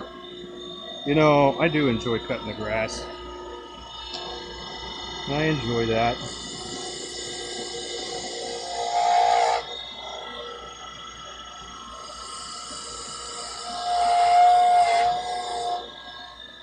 But it's messy. Ooh, messy.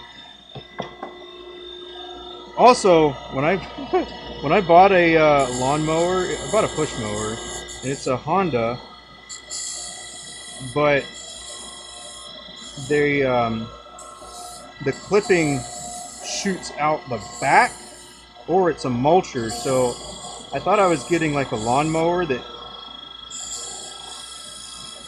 I was going to be able to have the grass escape from, like under the deck of the mower, but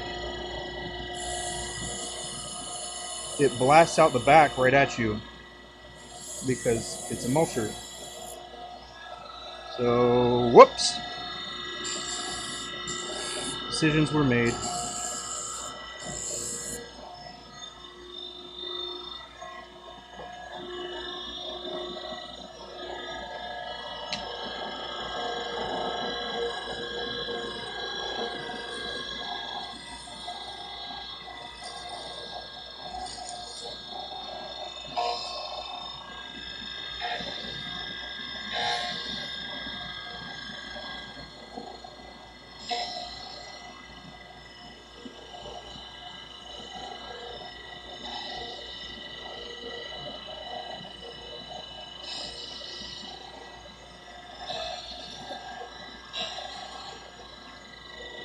So that CNC lathe was, you said, what, 20 something inches? 28, 24?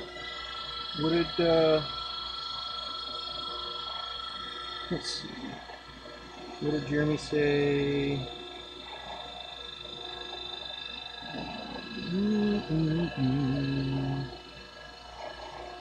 I don't know. But it's a good size.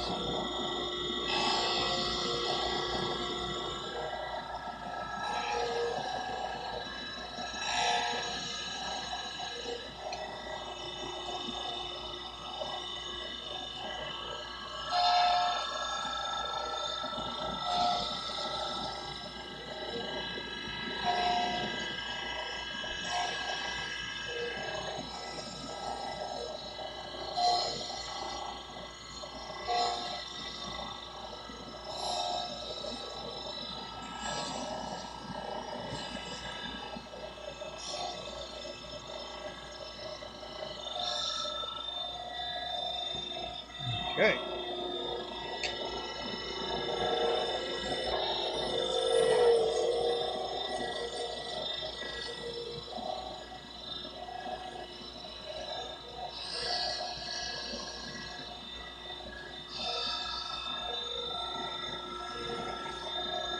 Yeah, man. After this, Yeah. Shoot. I gotta take a look at my kits. Let's see.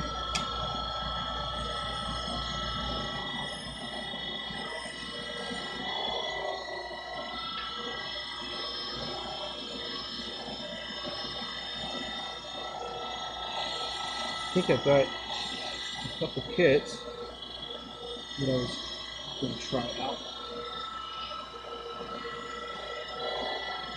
I think I was talking about the, I've never turned a, what is it, X-Acto knife. It's like a bolt action X-Acto knife, which is pretty neat. So they took like that mechanism from the bolt action pin and then put an X-Acto blade in there. It's pretty short, but only so much travel on the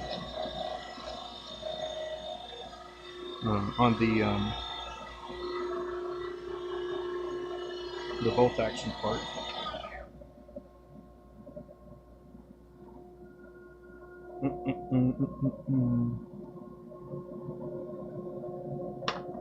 All right, that one's Dunskies.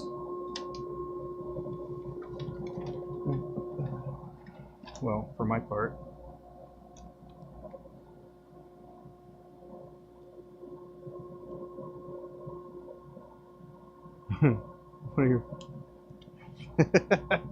Yeah. I was so, like, I kind of had that idea as well when I was first starting out about making pins or making stuff like that. A part of me was like, maybe I should find people that are doing it like the best and the right way and all that stuff. Like right way, you know, it's kind of arbitrary, isn't it?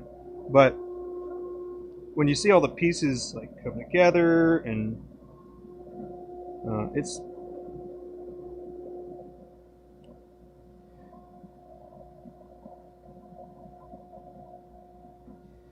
it's just interesting to have all the pieces come together. So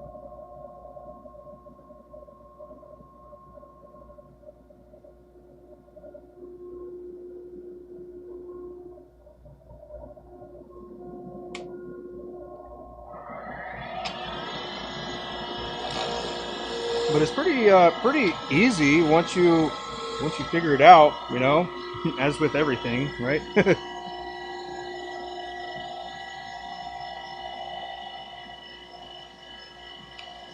Length 475, the pinch look, changing ends, baseball bat ends, pinch spools of thread, okay.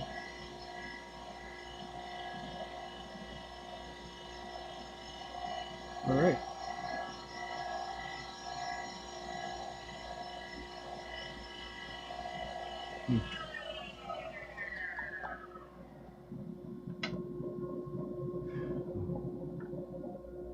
So one of my problems, personal problems here, is that reading is something that I do probably much slower than most people because I really try to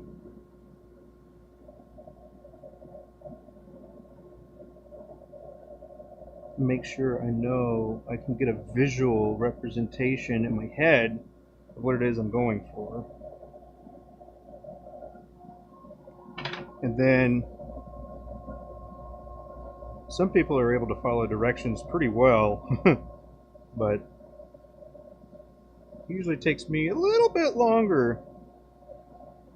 That's why I sit there reading it, because I'm trying to, like, you know, come up with the end result in my head of what it's going to end up looking like.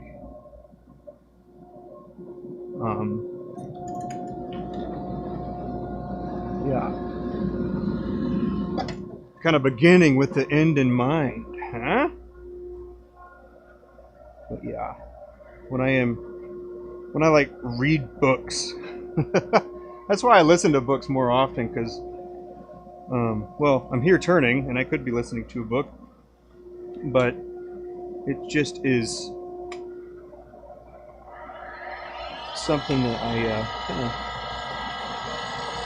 process a little slower, but I will say on the other hand, once I get the information and I understand the information, then it's pretty good. It's pretty smooth sailing from there.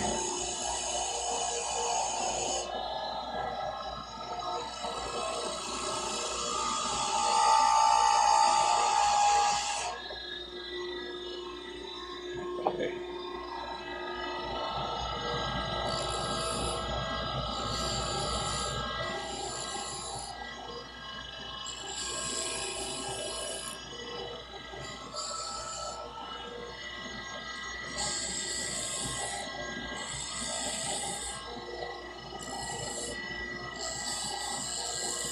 And that's why I would rather the client talk to me, so I remember what it was.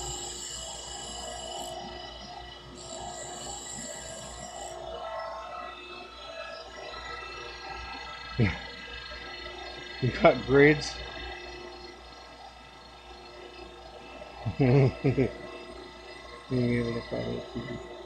I mean, you know, it's one of those things. What can you do?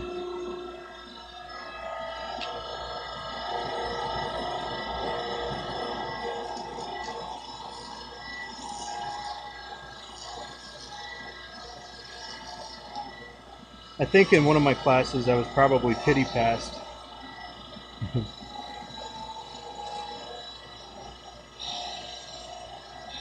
I was not a great student because I wasn't actually interested in any of the information. And if I'm not interested in it, it's really pretty much impossible for me to want to focus on it. So the way that I think of knowledge and concepts is like like penguins on an island. So when at this point in my life, a part of me thinks that once I learn some new information, some of the penguins fall off the island, which is my memory or capacity of remembering.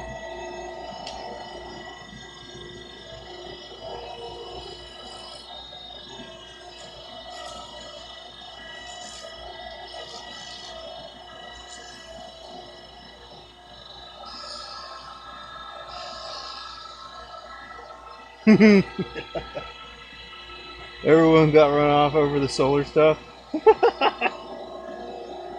Oh, I don't know.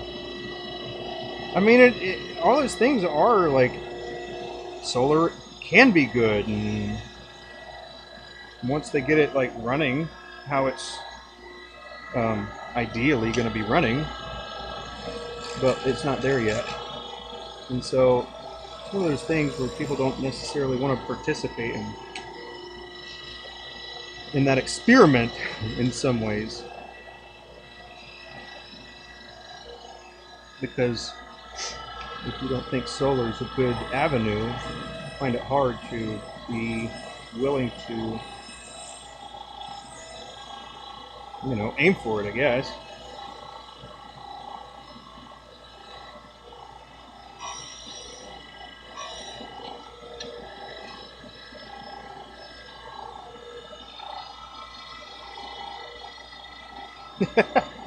Oh no, you're fine. Everybody's got thoughts on stuff.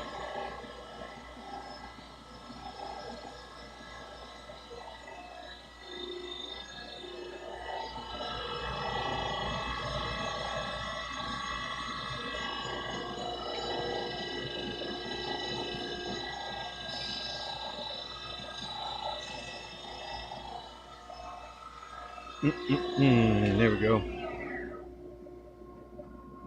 But yeah, I just typically don't talk about political stuff.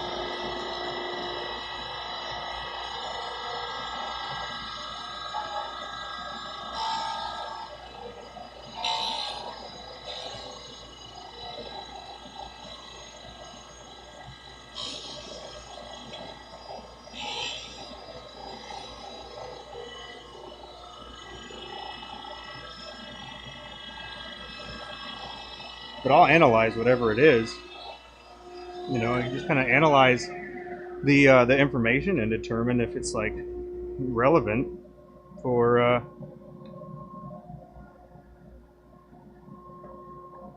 I guess the direction that you're trying to encourage. I don't know.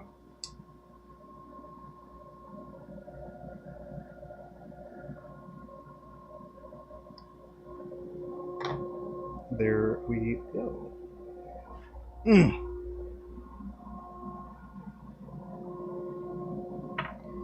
What? Where'd that go? Let's see. What am I gonna do next?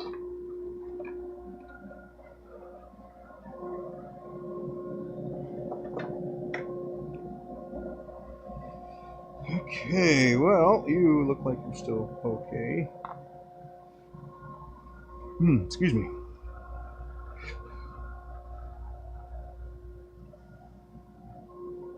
Ooh, here, let me write this up there too. We got 760 subs.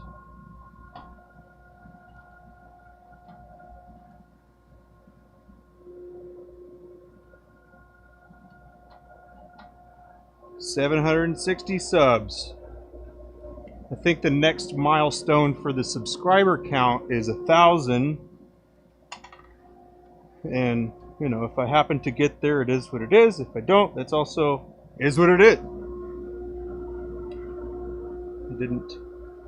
I didn't set out to make this into something that I want to turn into full time, but if it happens to, and I can continue doing what I'm already doing, why not? Why not?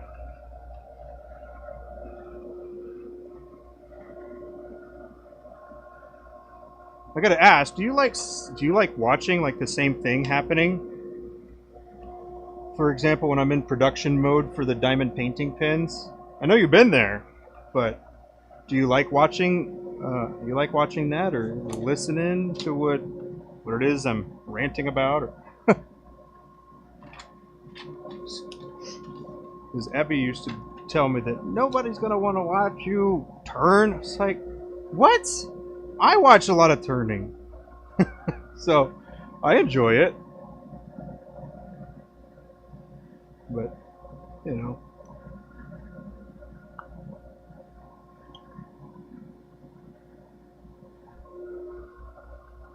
Let's see. How about we do some cherry, huh? Let's see what cherry looks like. So for this, I might sound a little muffled because I'm gonna throw my respirator on.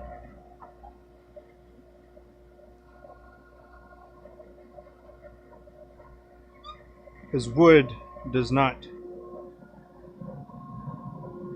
come off the same way.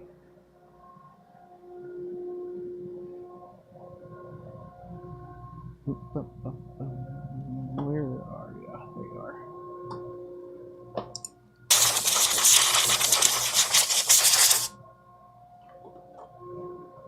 Okay.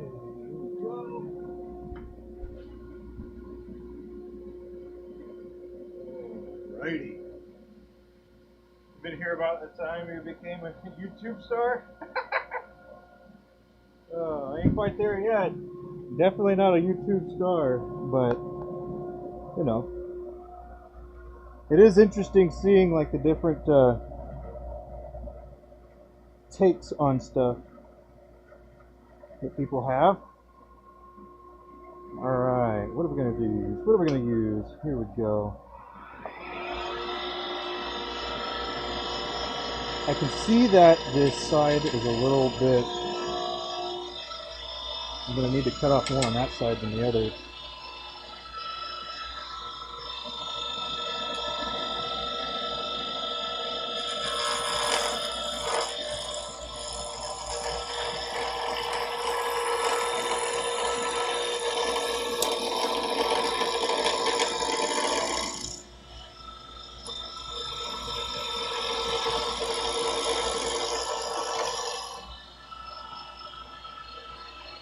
I've helped you?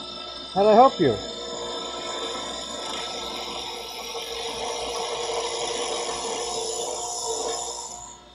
That's good.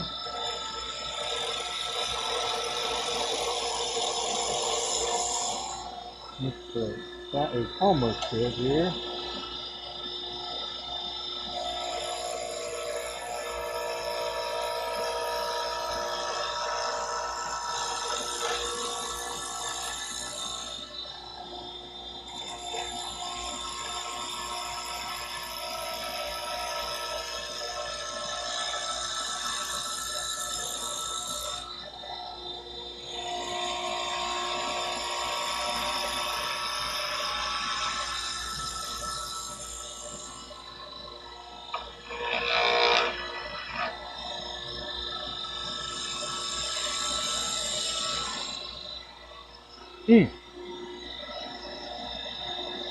Over there's nice. Over here, not so much.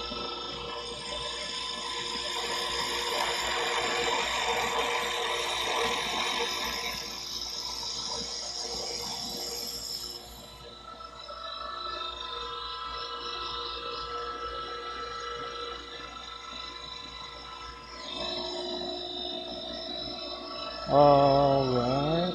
Mark dryer? Right on. Yeah, man. Of course. That's good to hear.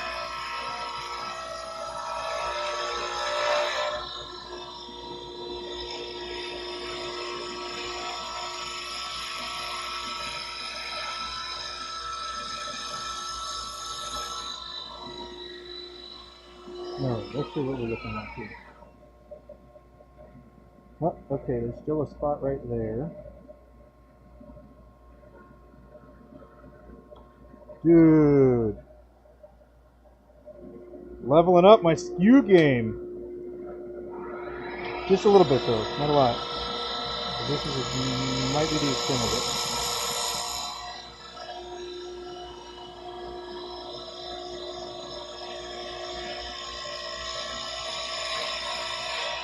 Yep.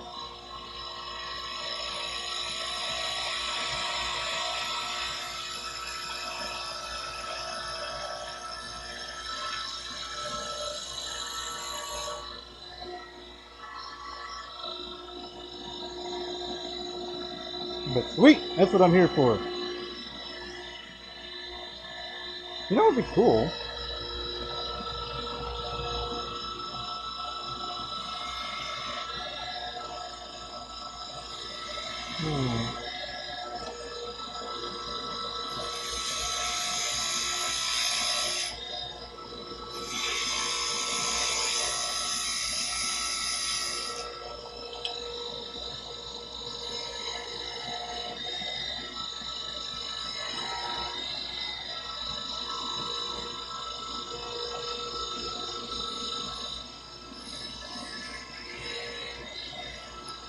Whoop.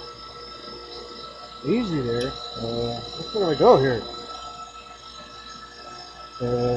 Come on now. I don't know. Ah! We're gonna try this way.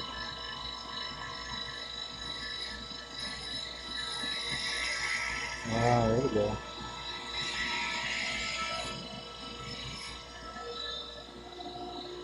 Okay, do that, and then here.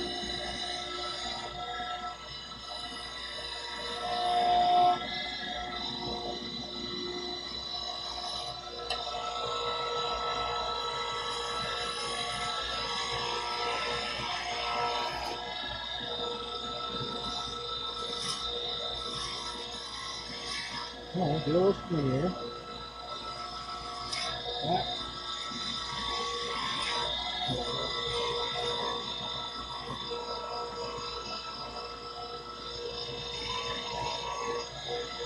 Definitely not a guide of how to use a skew, I tell you.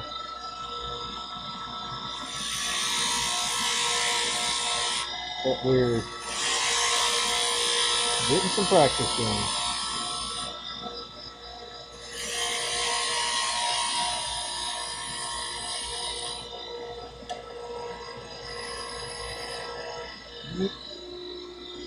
We'll switch over to lefty here.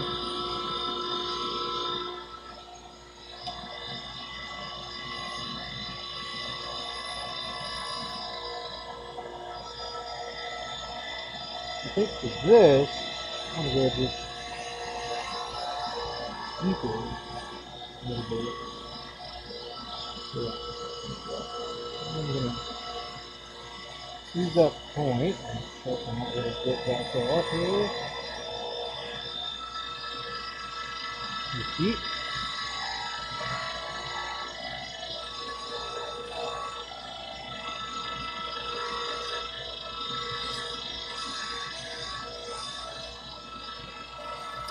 Ah!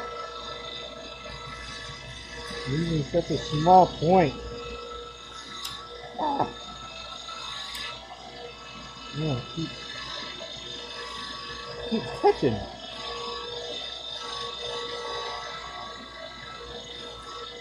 Okay, a little burning action. Okay. Let's see. It goes this way. Turn that back up.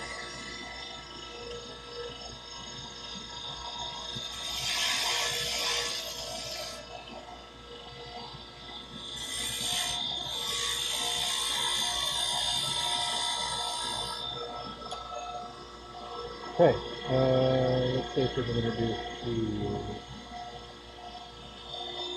Oh, lordy, I don't know.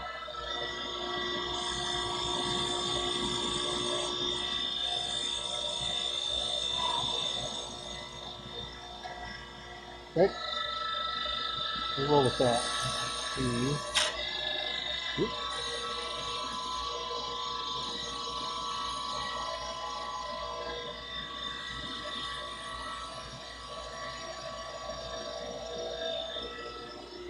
Right.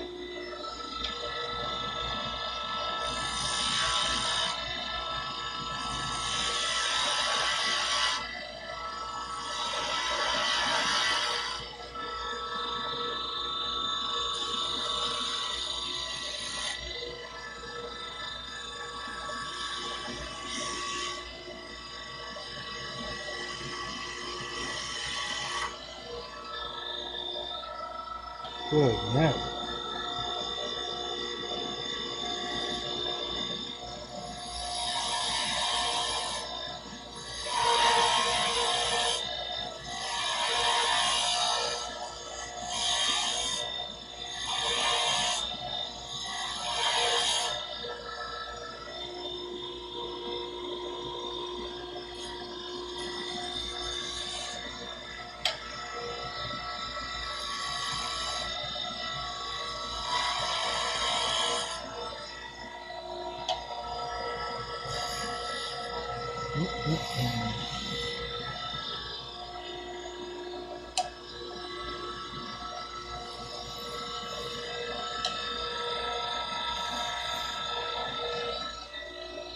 All right, Lefty.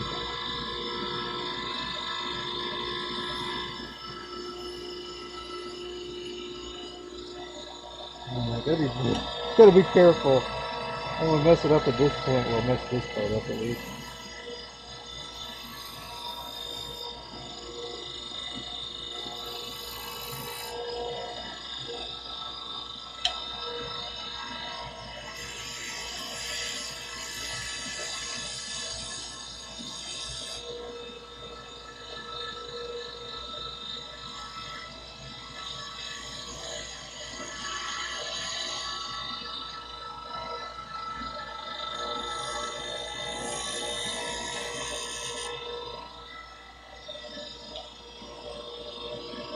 Alright, just need this little bit right here.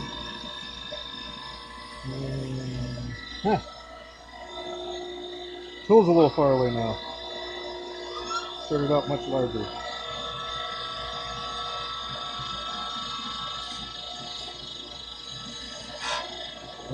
Come on now.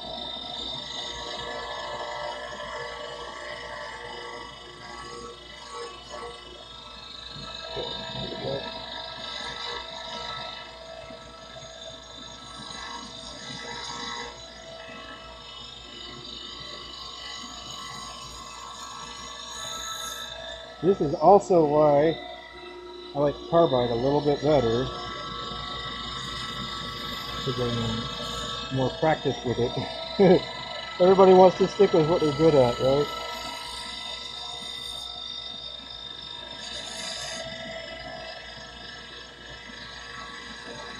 I'm just trying different cuts and stuff. So I don't really know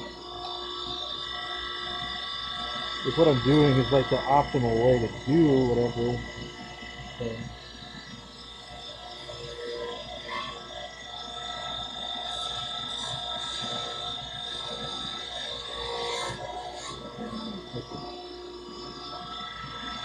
ah, crap.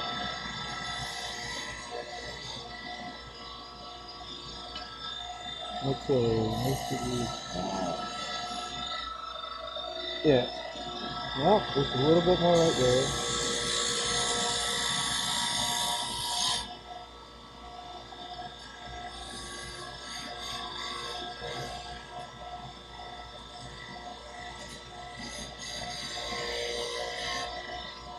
Okay.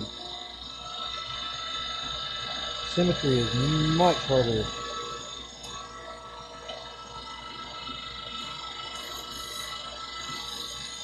I'm gonna keep catching.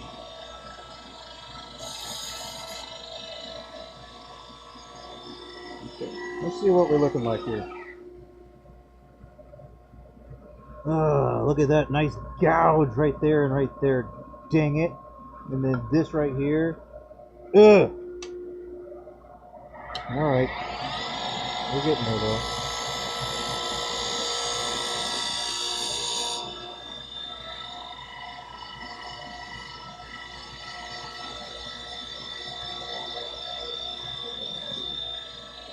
Where was the other gouges? And did I get that one? That was good.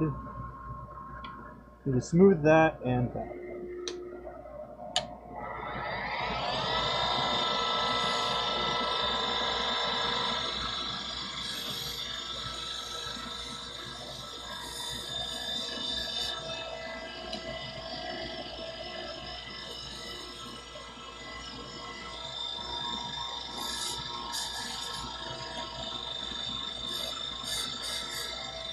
Okay, and then this, we're going to start, slide down,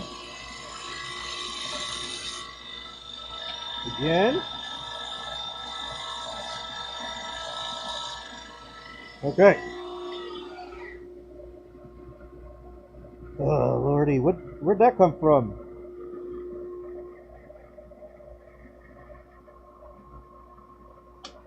How frustrating.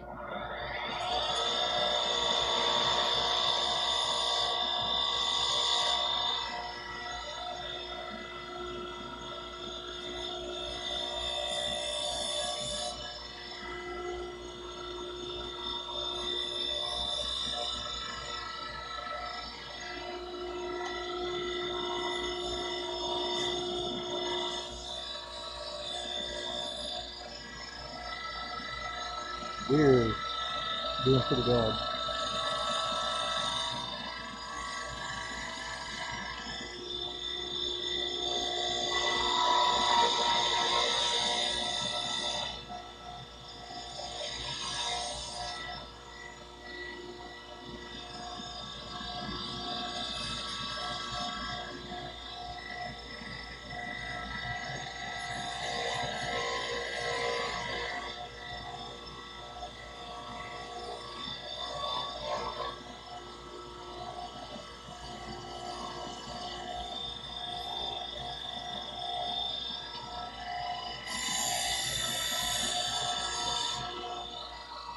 Oh my goodness.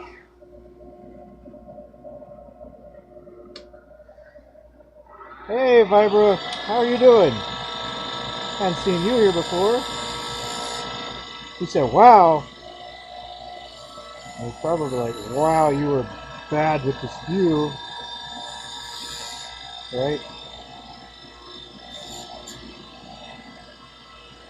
It's not my weapon of choice here at the lathe. But it's fun to try out here and there. No!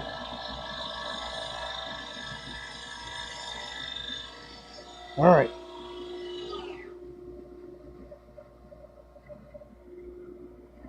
That doesn't look good, but that's okay. Whatever. Whatever! This is for playing around anyway. Oh, hold on. Let's see. Let's go ahead and grab this.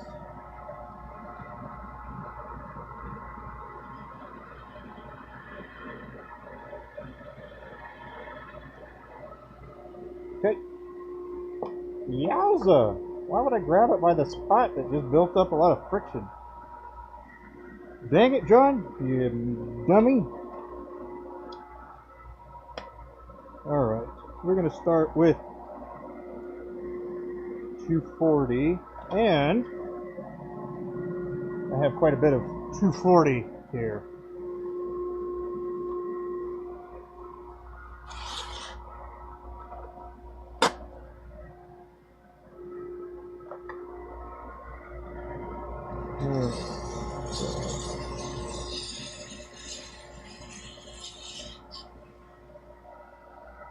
Get to see a little sand in action.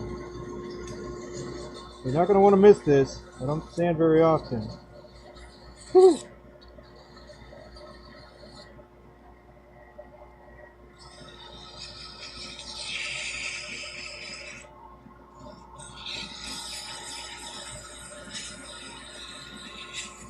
That needs to come down a bit too.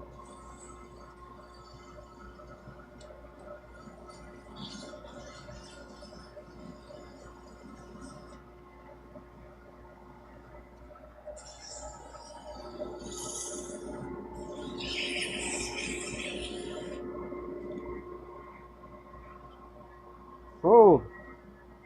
Okay.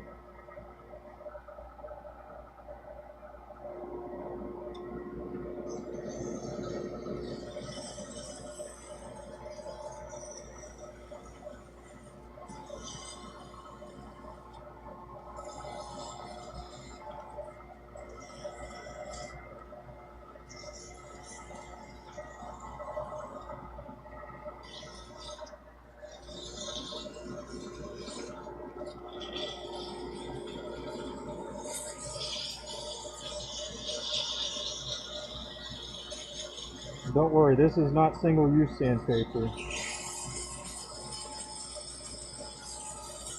It just makes it easier to have a big strand of it so you can work through, especially for the, I guess this is more specifically with like wood and with the more coarse grits here. So it just makes it a little easier to have a nice big piece to begin with.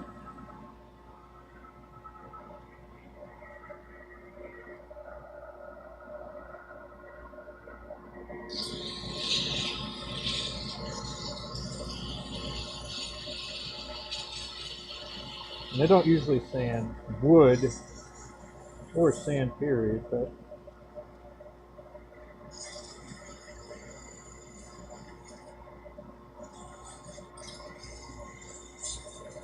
I still do. Alright, let's see how we're looking here. Well, we're not symmetrical.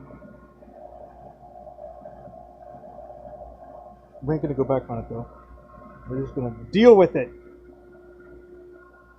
Okay, that'll go here. And I gotta finish sanding the ring.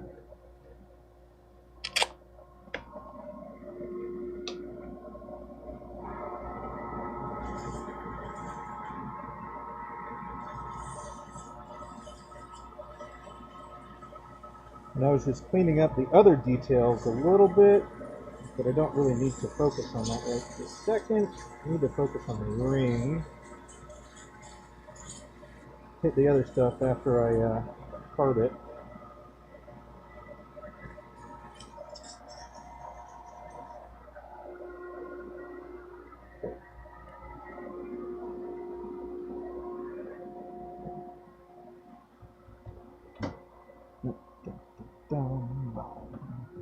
Okay.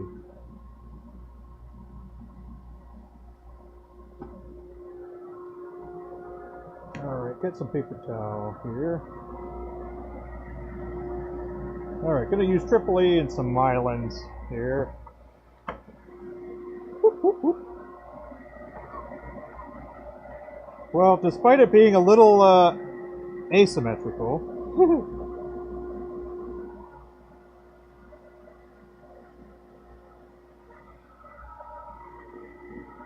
okay. Just like that. Nope, nope, I need that first. Whoops. Alright, so we got the mylins. So mylins friction polish.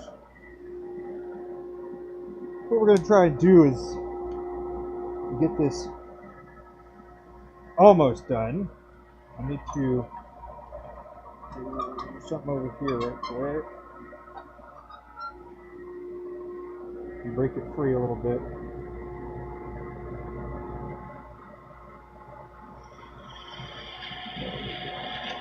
Just kind of wanted to find where the ring is, so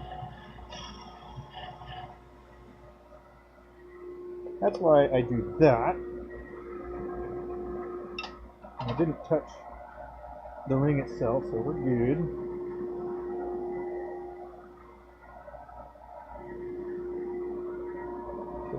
So we're going to crank it up.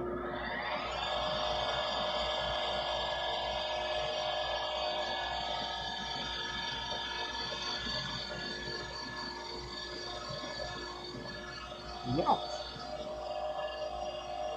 Let's get some more layers.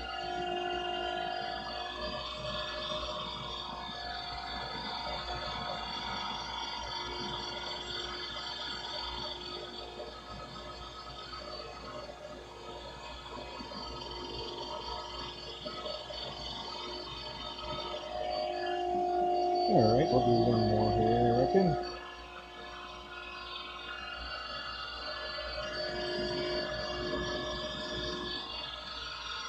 Have I used Doctor's Wood Shop? No, I have not. I don't think so. I got a whole drawer of finishes that I can show you if you're interested. Just pivot this camera around and show you my drawer. But yeah, it's quite a few, because we were trying all different kinds of finishes, and it was, you know, incredibly important to us to make sure that we had the best finish we could find and or come up with.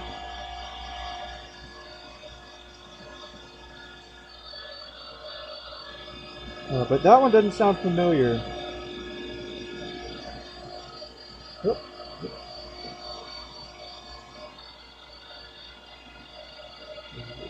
But I did buy some Odie's. I bought some shellac, wax, mylins, Crystal Hut, all kinds of that stuff. But I have not, that didn't sound familiar.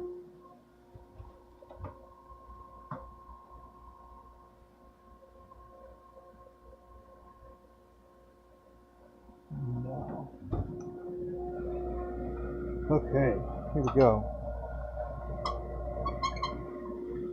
What we're going to do is I'm going to take that little tool that you saw before, and then I'm going to run it all the way across, and it's going to perk the ring off.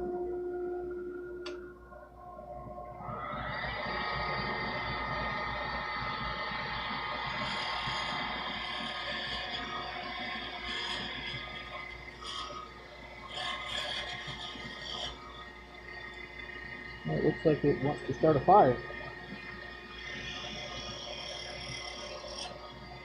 There we go. Let's see. Okay. Let's take a look at what that looks like, huh? Alright. So the reason I usually sweep from one side all the way to the other is because well, you can see it right here. Let's see if I can show this a little better here. What was happening is I was digging under the ring, and it was going under this right here. And I also just broke it. But that's okay. We're going to fix that. At least try to. Oh, nope.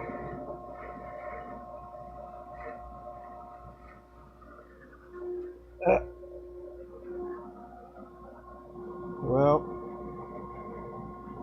whoop. You could take a look at this and use it as a lesson example, huh? It was actually doing really well.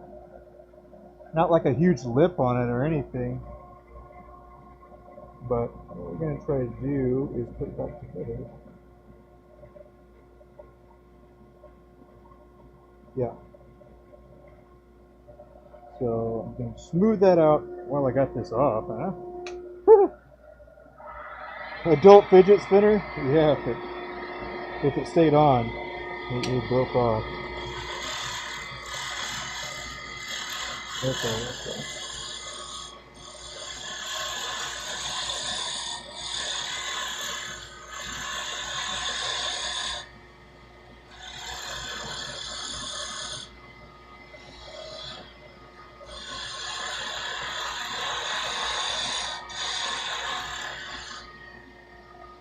Okay. And this is the tear out. This is why people don't like carbide, because of the tear out, but it's pretty easily sanded with wood that is relatively hard, I would say. Not a big deal, but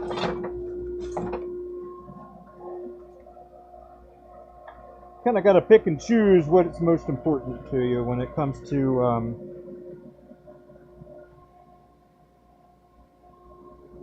you know, whether it's like turning or turning with carbide versus steel, because there's definitely different ways to go about it. But okay.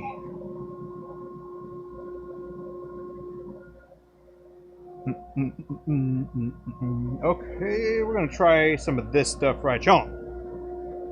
I didn't want to, but you know, the project dictates it.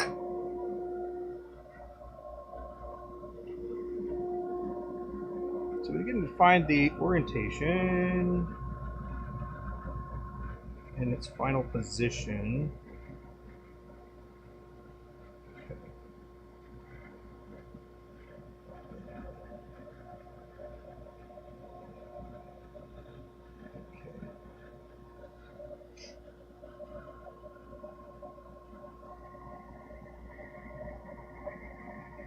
And this is how the ring goes on. If you break it.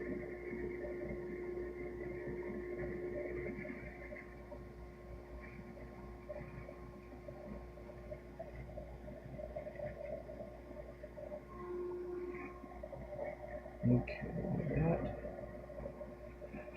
like that. Oh, fingers are too short.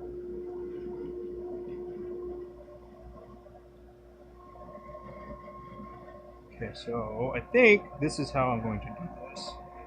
Got that little piece there, and this there, a little dabble, little dab, dab,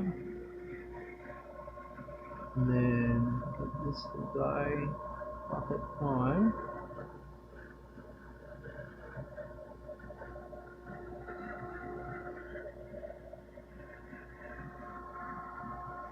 Okay.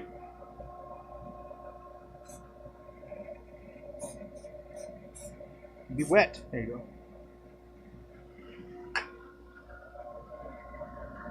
Okay.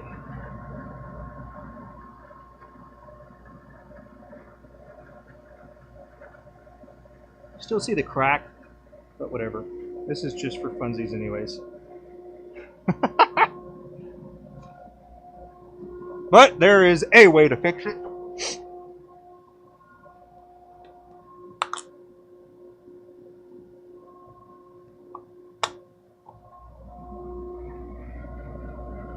Now what we're going to do We're all clear.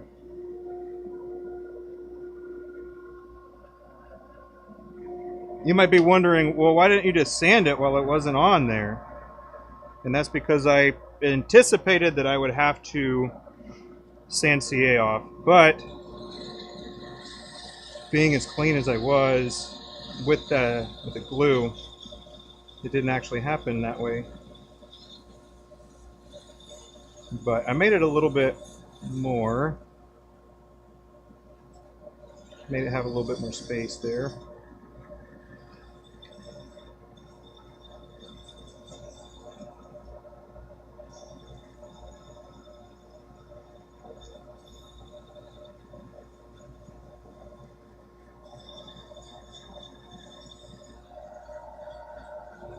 Oh, you know what else it's really cool about streaming?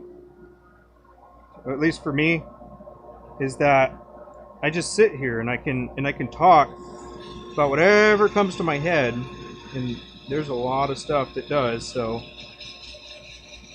it is one of those things where I think it's actually helped my marriage,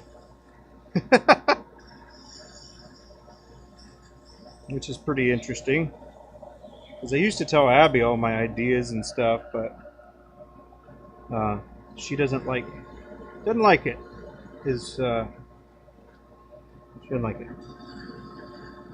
She was saying yesterday that she's like, it's so nice that you talk to all your people online to do that about all those things that you're thinking of. And I'm like, yep, yeah, I reckon I'm for it too.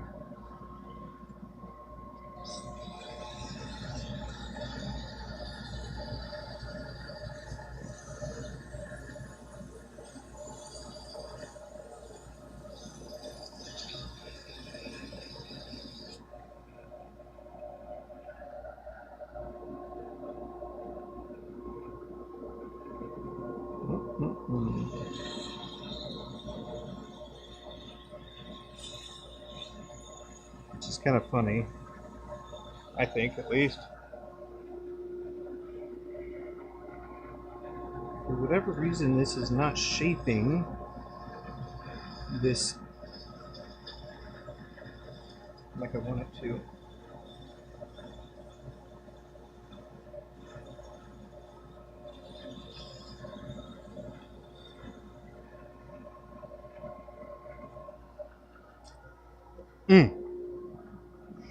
Oh.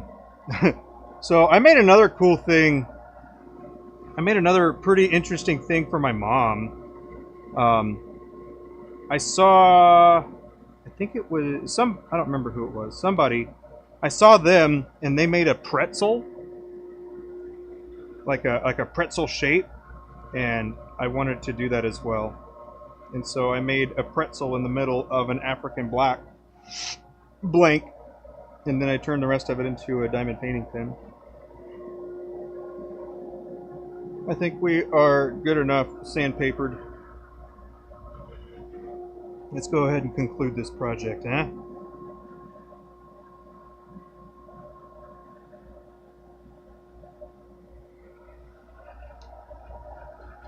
Sometimes it helps to have a different audience. Yeah. But I'll say too that, being able to like throw all these thoughts out that I have, it's been quite therapeutic for me as well, which is pretty crazy.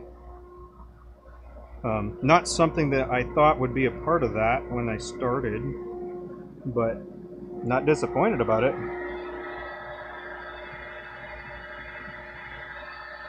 That's for sure.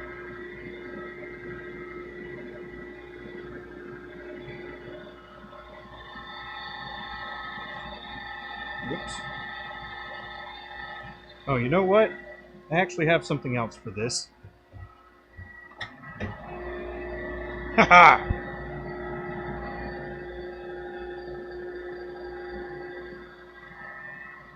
Microfiber towel.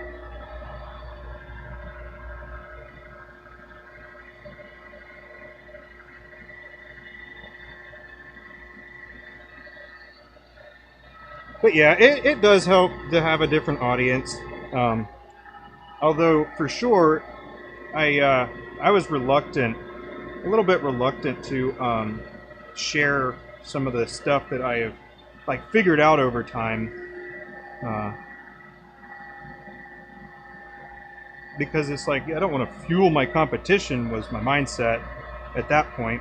It's like I don't really want people to do exactly what I'm doing, but on the other hand, it's like, well, if people don't figure out how to do something in the first place, then they won't be able to like flourish in any sort of creative way. Hey Maria, how you doing?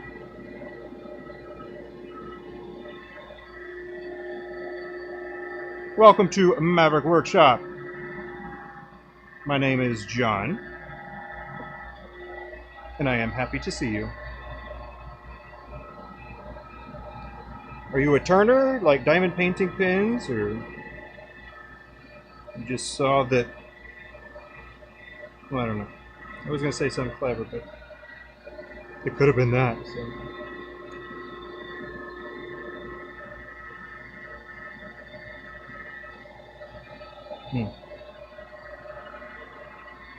The more I look at this, the more I dislike some of the parts of it here.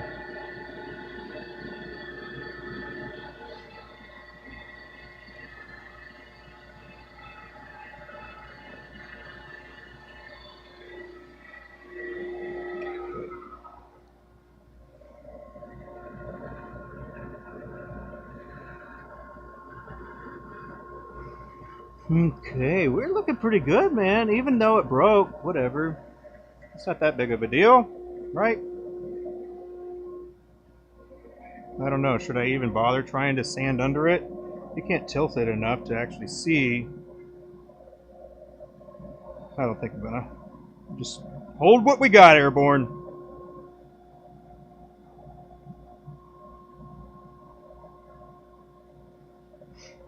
That actually is an expression in the Army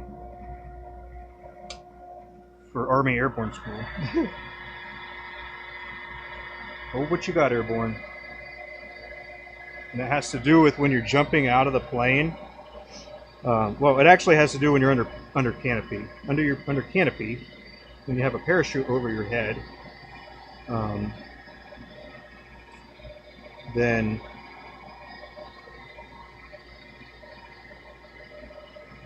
you start getting close to the ground, and it'll get to a point where you're like, all right, well, hold what you got. You don't want to turn anymore, because that's how people get injured, is by turning low to the ground. That's the most common injury people have. So when you see the statistics about skydiving and stuff, that is the most common way to damage yourself. We're all a little broken. Yeah, I reckon. But I don't want my work to reflect it as much, you know? Well, maybe I do. I don't know.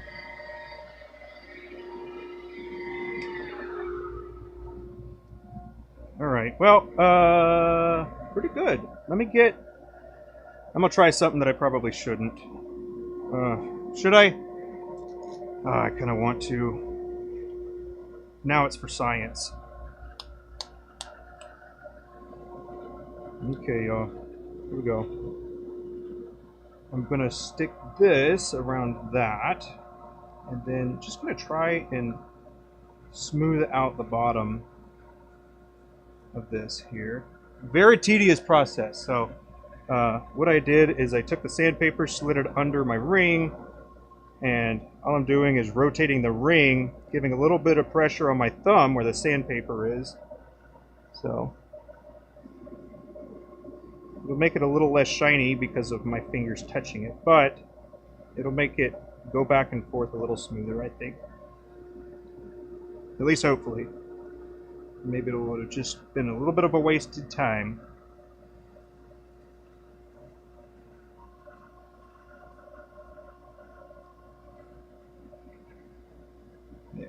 See, we're moving a little nicer now.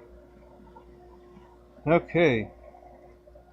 Well, these burn spots here and there were not intentional, but you know what? Adds character, doesn't it? Anywho, cherry. Nice cherry wood. That finished up nicely, too. I didn't sand very much. I used, what, 240 and then 320? Yeah, that's what I did. But yeah, not symmetrical, but still feels good in the hand.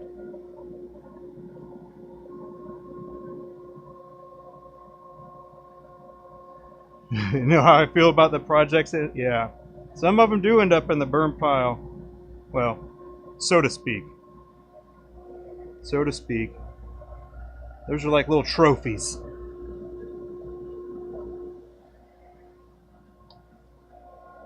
Well, I did turn this, like, mostly with the skew.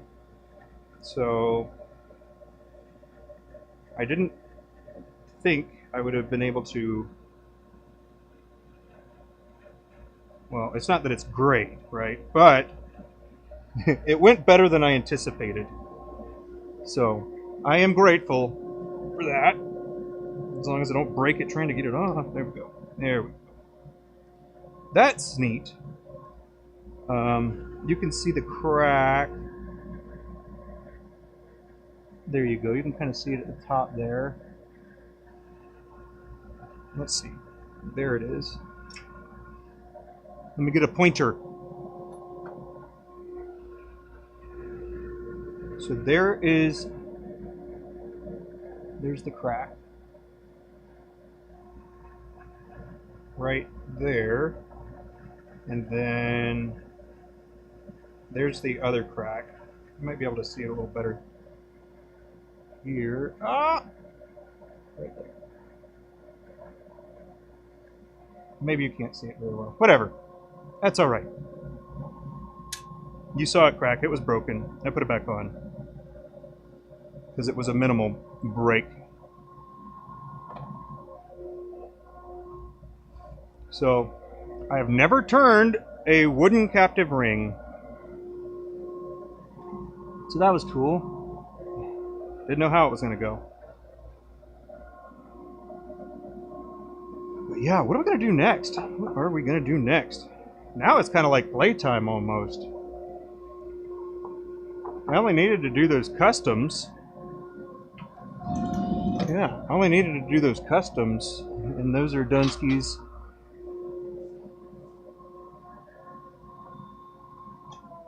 But yes. Now, I guess to be fair, I did turn a hybrid captive ring, but the ring itself was on the resin part, so I don't really count that.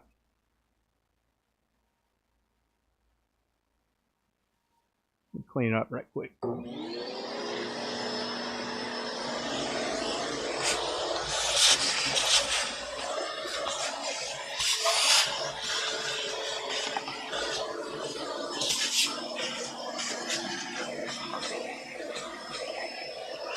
Lawrence, what are we going to do next, man? Should I play some more, or should I...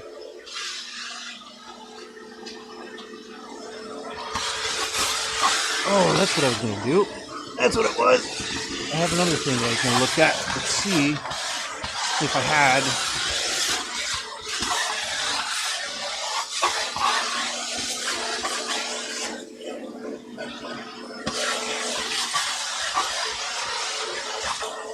We don't have to clean you up super good, just good enough.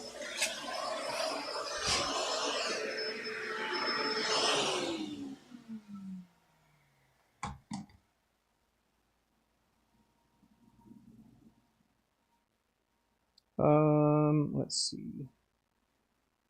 Move this. I can pivot this, so you can. I'm going to be right there for a second.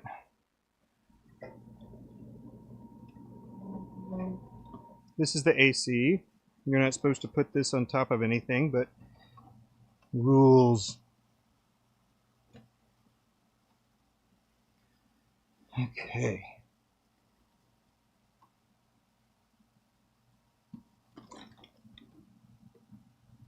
Ooh. What's that one? Duraclick. Anvil.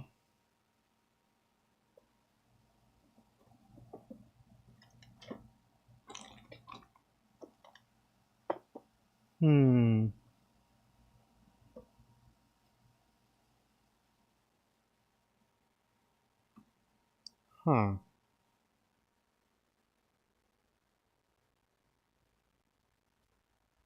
Well, let's see. Oh, geez. Well, you know, I didn't think that camera view all the way through, did I? My bad. Looking at my hindquarters like that.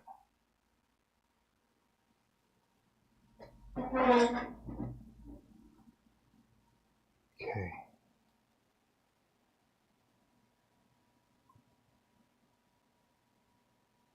All right. I got an idea. I don't know if it's going to work. But that'll be the fun of it, right? Let me see. I need to go find... What kind of wood do we want to use here? I need to find some strong wood that can be threaded.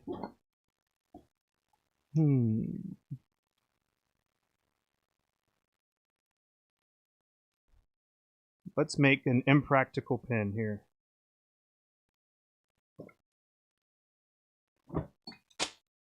Oops.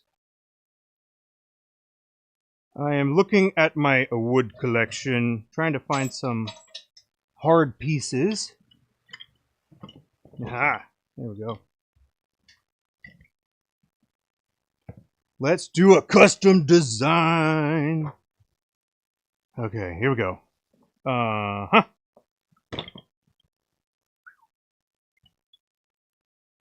Okay, let's do some African black. Huh? African blackwood. Yes. How long is this? Oh, sweet. All right, we're going to make a pen out of this. And then, what's the section material going to be? Tiger maple? I don't think I have tiger maple. I've got a lot of different other maples. I got like curly maple, quilted maple, but they're stabilized, and I don't think that they'll stand up to it. Like, that one might, actually.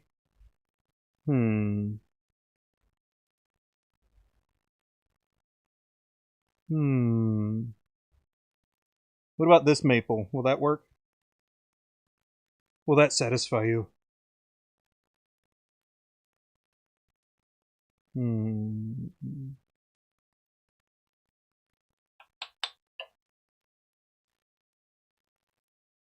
I really don't know how this is going to go, so I hope you're ready for an adventure. This one looks pretty cool. This is a quilted, I think it's maple burl, actually. So this is just quilted maple, and this is maple burl. You can tell by all the different swirls and eyes and stuff. But let's do it. Ooh. No. Oh. Okay. All right. Never mind. Never mind. Never mind. I was going to get a little crazy. I was going to do kingwood, but let's see if this actually works first. So African blackwood is a very hard wood. Since I'm here, I'm going to go ahead and do some of the just so you know kind of stuff right quick. So check this out. We're gonna do this. This is a moisture meter, and we're on wood. And so there's little spike covers here. There's little spikes under here that stab into it. So what's our moisture content?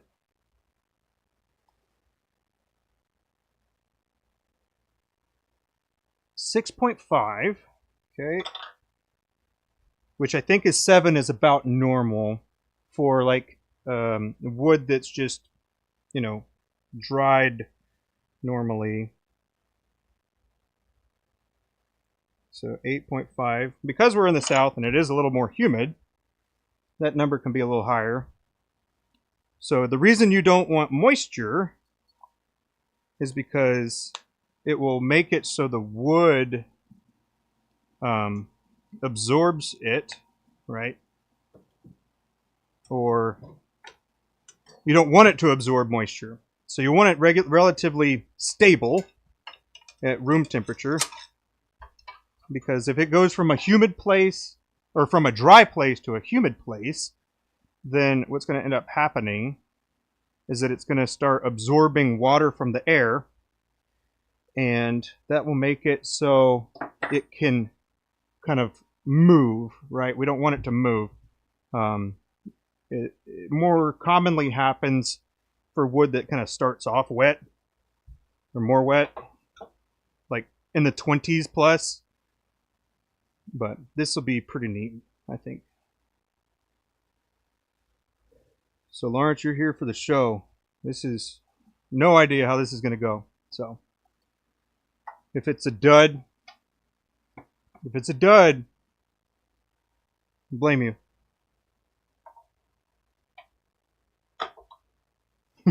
I'm just kidding. Okay, so what we're going to do, we're going to start with the section and get that cut off. I don't know how well this is going to go, but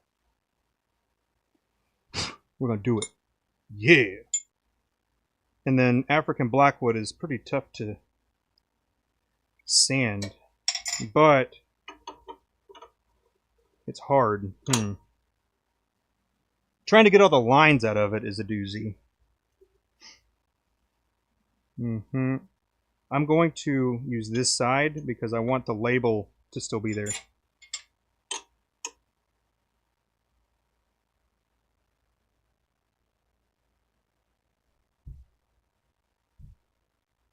Alrighty.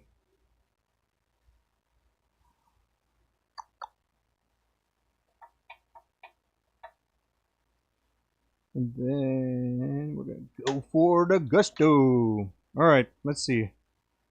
Let me go ahead and time this, huh?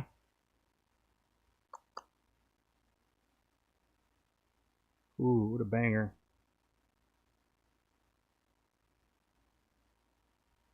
Oh, yeah.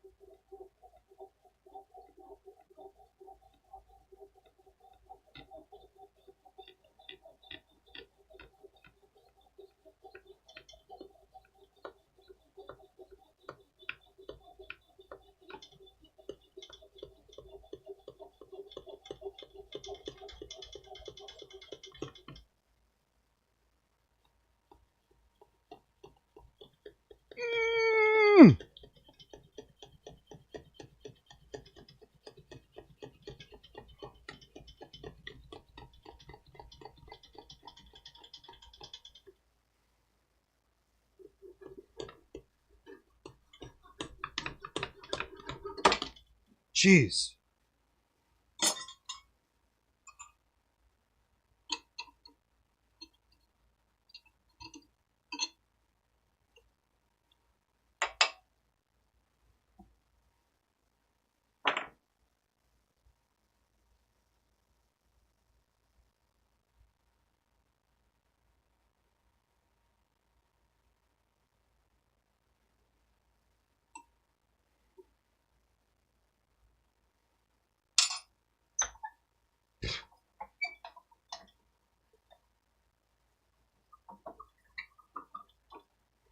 Jeez Louise, move!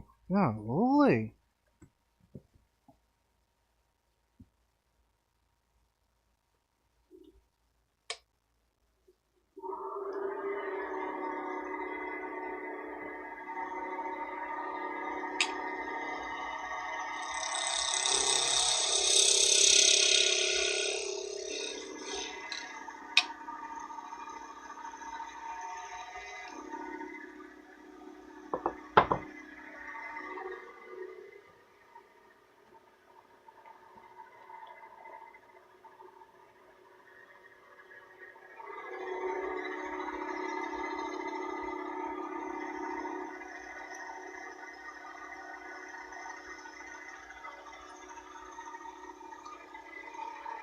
Strengthen it using CA? Yeah. But that would make it a little bit more practical. I don't want that.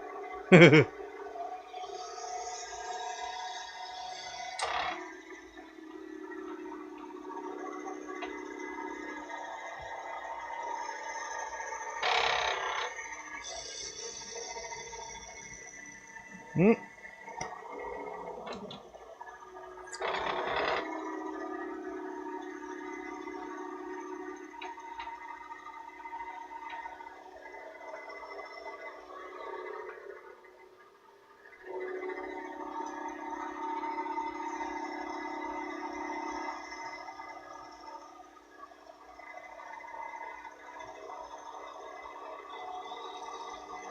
Perfect.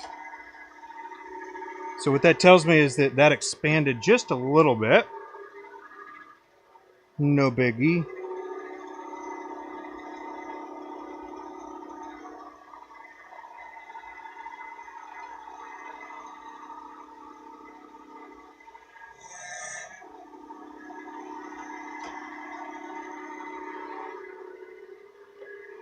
I need to throw my respirator back on because this has been being very dusty.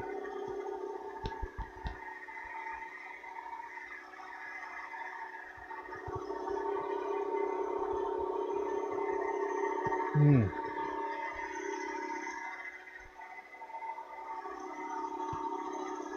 Woo!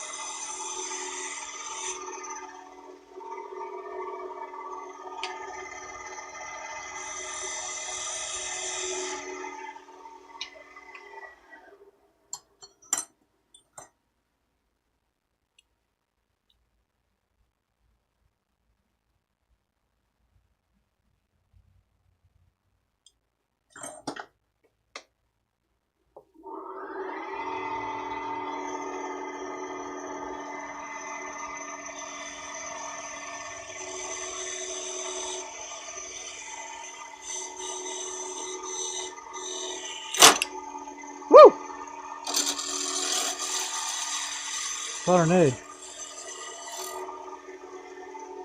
Let's see. Oh, we're still good. Yeah. Hey, man, thank you. Mm-hmm.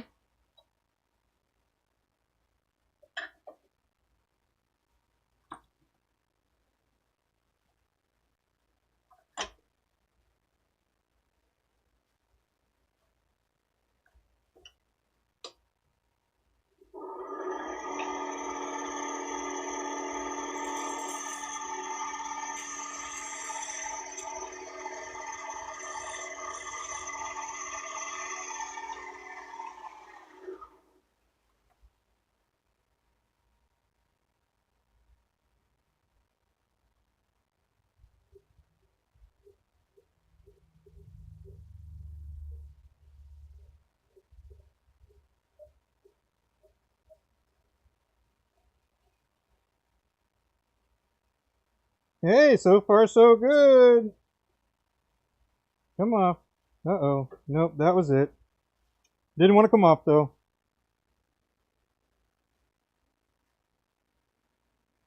I think I'm going to need to do it a little differently.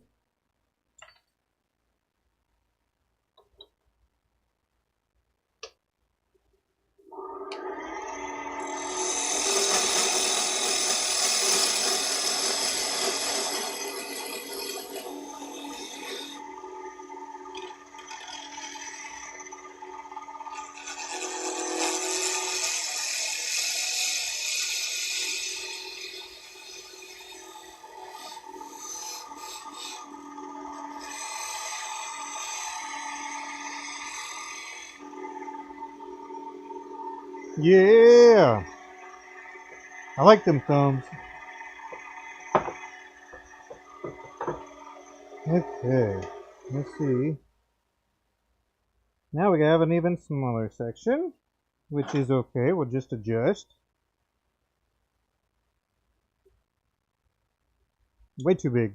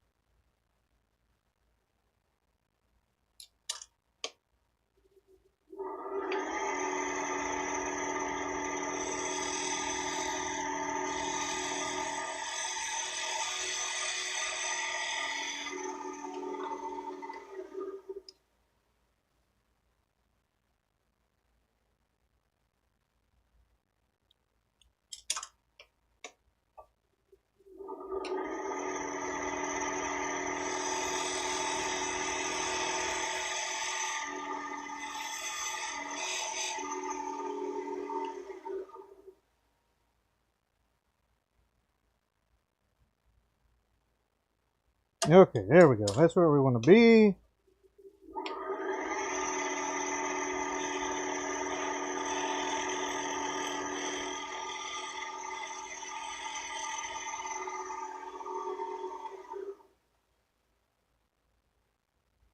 Oh, on the inside it looks chipped out too.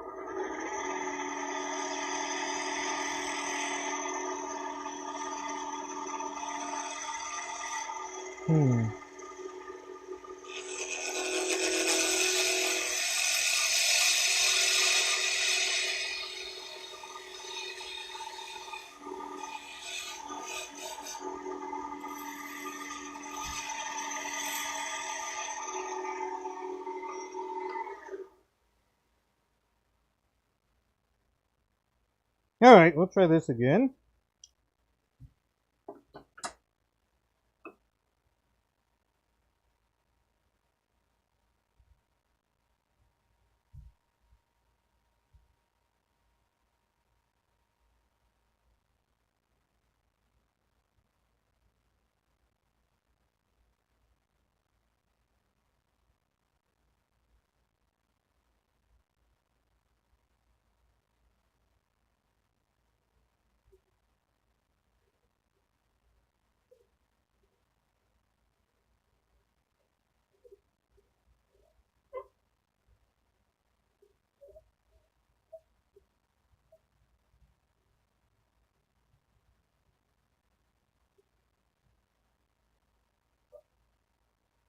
Mm.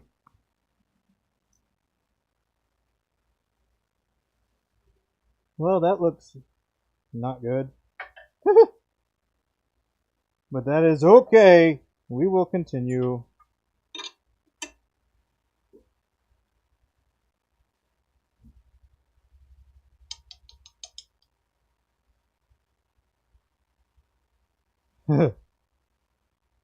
So on the side here, the wood kind of chipped out.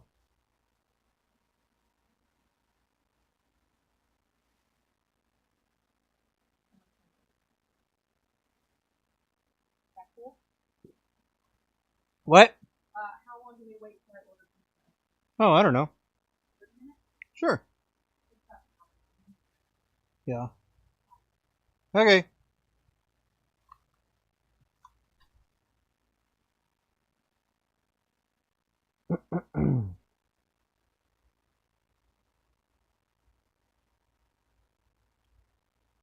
Okay. There's that. Now this will it hold up? Oh man, I don't know if it's gonna hold up or not. I don't know. Let's see. We should be about 20 millimeter now. Yeah, 21. Which is okay. I usually do 25, but you know, sometimes stuff doesn't work. No, not a bad idea yet. I mean, here it might be. It might break off on the inside. Which would be a bummer, man. But we're going to continue anyways. Worst case, I got to make a different section, and I know that the black African blackwood will be fine as long as the wood's, you know, in good shape. Yeah, as long as the wood's in good shape on the inside, then I don't anticipate any problems.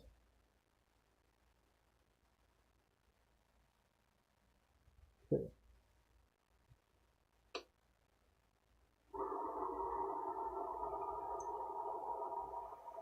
Don't break.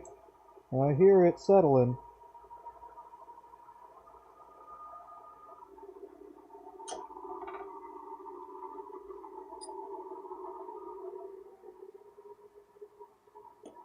Now the real thing here is this going to work?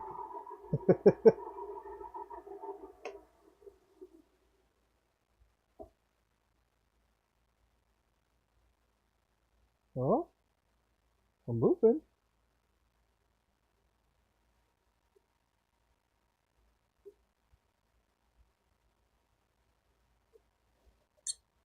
Okay, now to be gentle, I'm going to take this off. And then, there you are.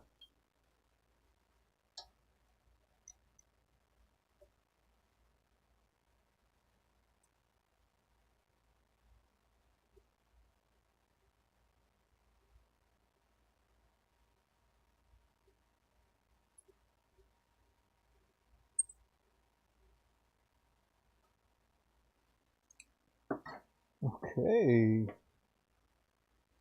All right, we're doing good. We're doing good. Let's see. This side is pretty flat already. We're going to use the live center to support it.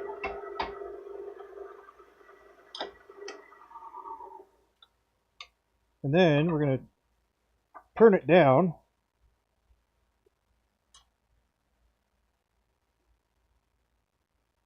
Okay, good.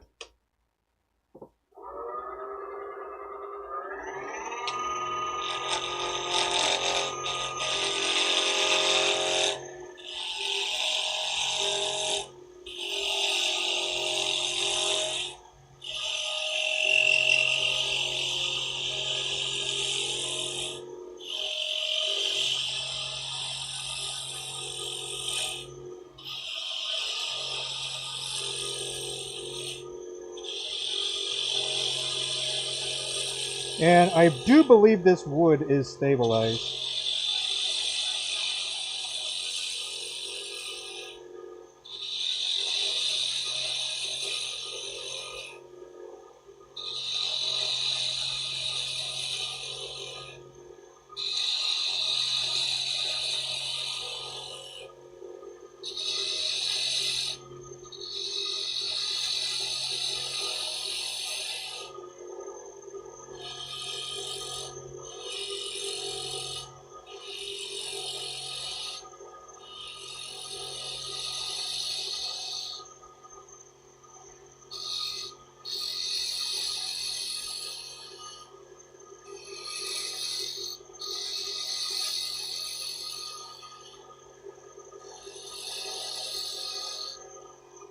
All right, let's see what diameter we've got here.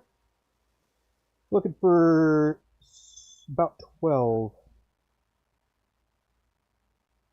And that is not 7. Let me just set it at 12. A little more off the back end, a little more off the front end.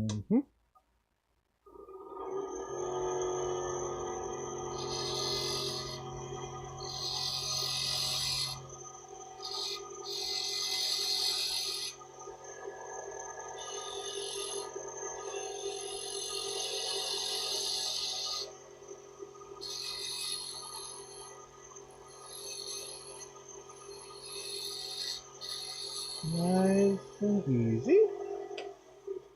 Let's see how we're doing now. A little bit more on the front and we'll be good to go.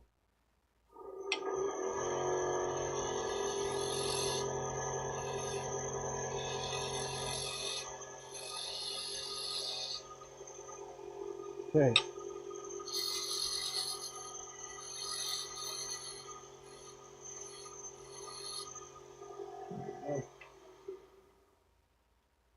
Sweet.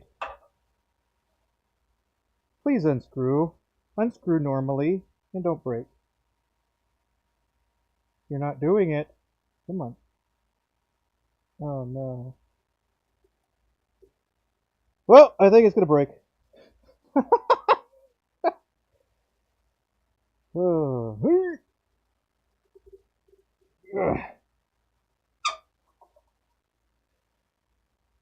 Come on. See, I don't want to use something that's like, I kind of guess I gotta. Where's one of my little silicone rings here?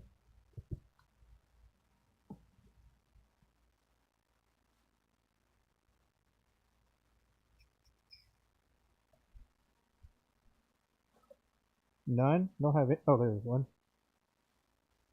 Here we go. Put this little guy on. Don't break. Don't break, please. Okay. Don't break. Got it?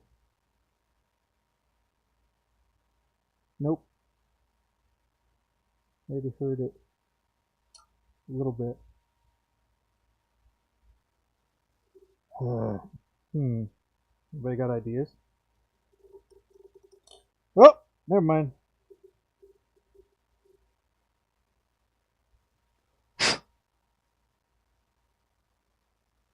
Haha! And it's still in one piece. Be good, you. Be good. Be good. Look at that. So far, so good. You didn't hear that. Nothing happened. Whoop. There's that. All right, you are done.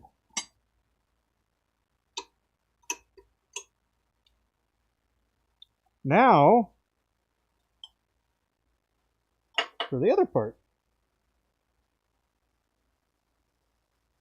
Let's see. It's going to be a small nib section, so I don't need to make the barrel or the cap depth as long.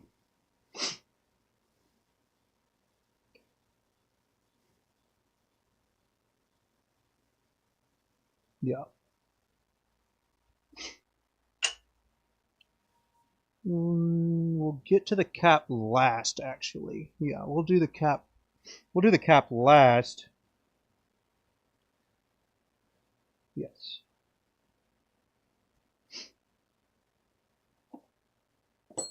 Okay.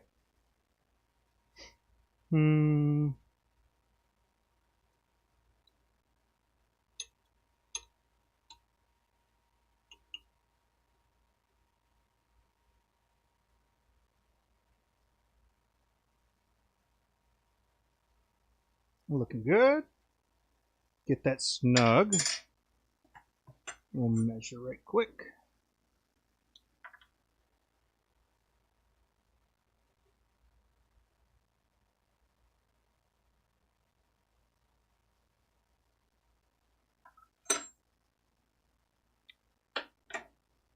Okay.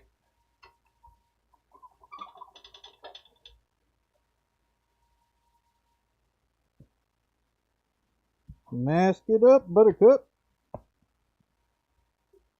There's my line that I'm going to go for here. So that's locked, that's set. Good.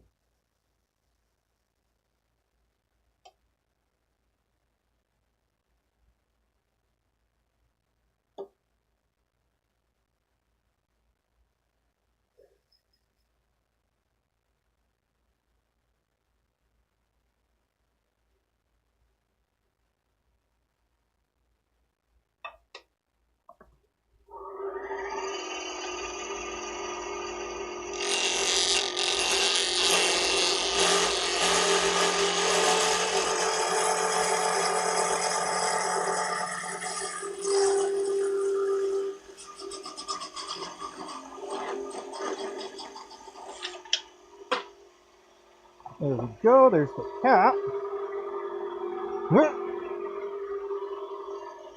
We're going to do that last.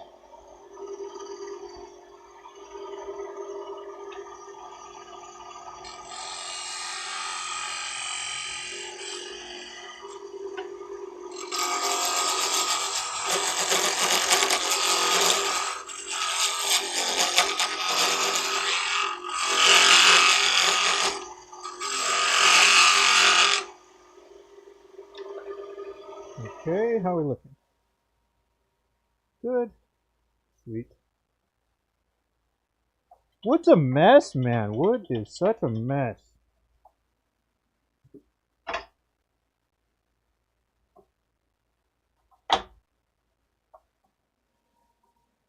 Okay.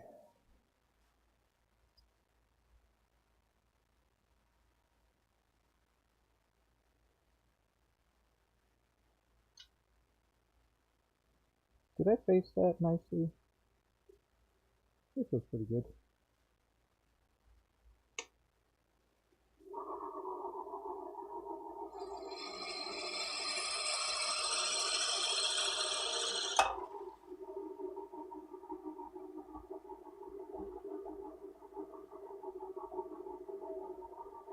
So African blackwood is a nice hard wood that finishes really nice too. Get out of my flutes. There we go.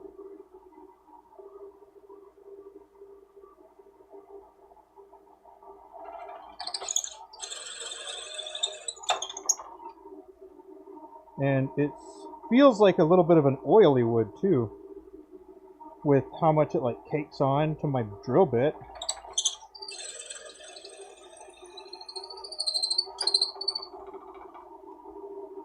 So that's a little weird.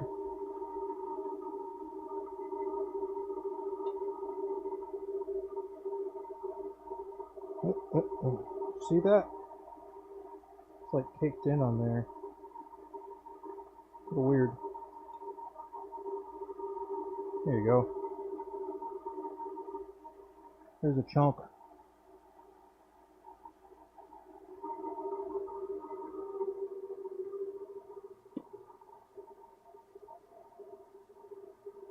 There we go. There's that, and I need this.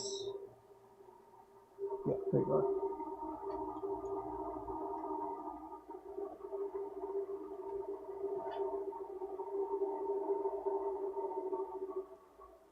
Slow her down a little bit, and we'll reach ramming speed. Move this out of the way first. Ramming speed.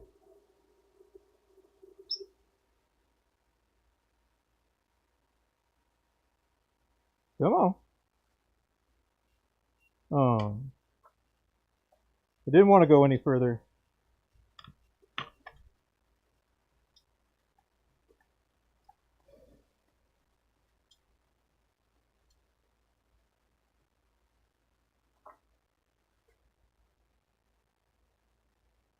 Yeah, this is fine. Ooh.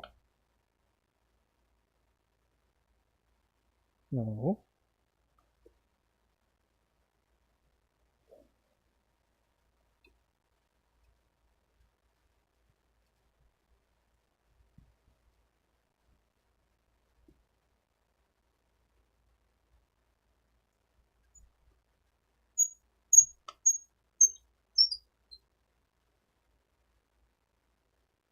Hmm. So far, so good.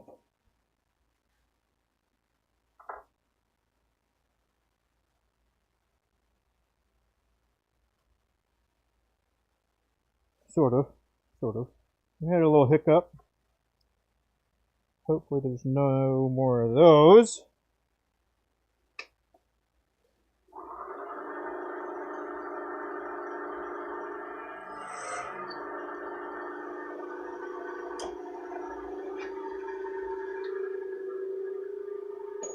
There we go.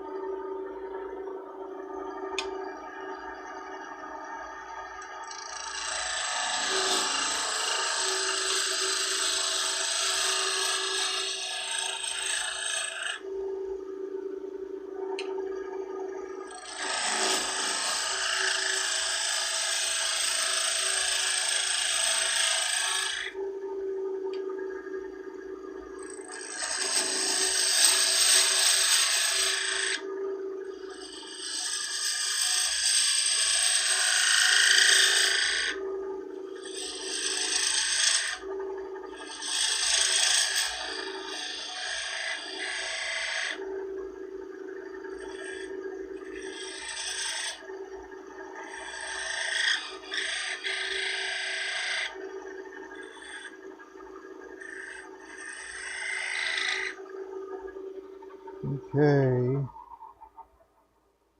If it works, that's I don't know, man. I don't know. It might be Abby's. But I hear you. I hear you, maybe. 13. Not there yet. Need a little bit more down.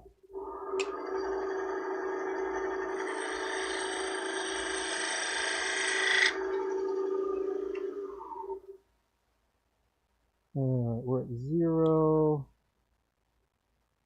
We are still too fixed. Almost there, though.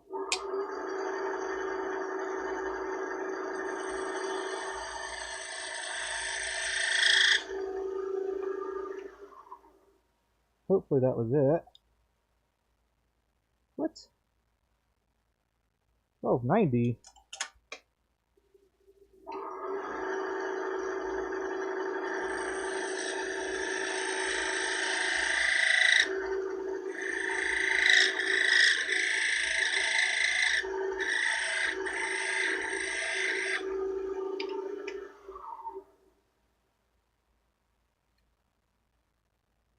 There.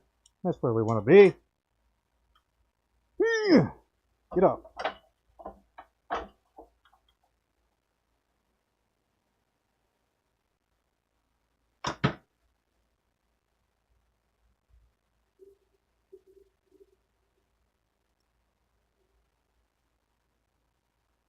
Okay. One more little touch right here.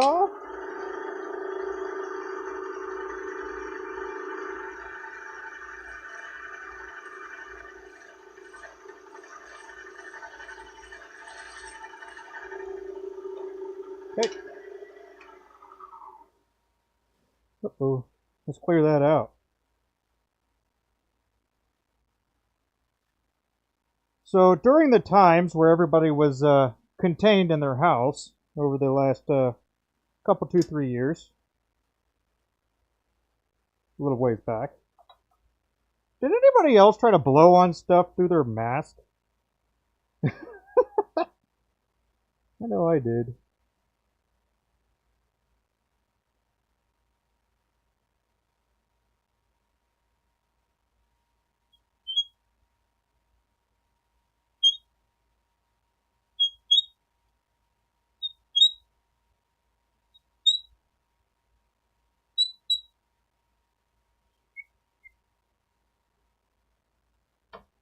Oh, look at that. This takes a little bit of a delicate touch. Take that, CNC. You can't calibrate your touch on the fly, can you? No, you can't. Okay, this is good now. I can remove you. It looks a little short, doesn't it? It should be good.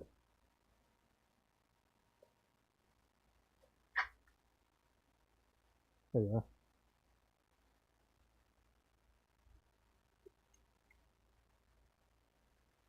are. Because I've got a smaller section, I need to remeasure the size here.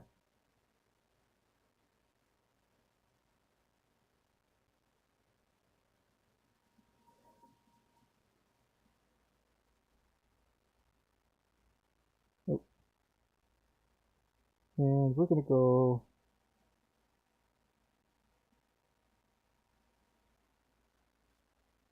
let's see. So that is the normal measurement there.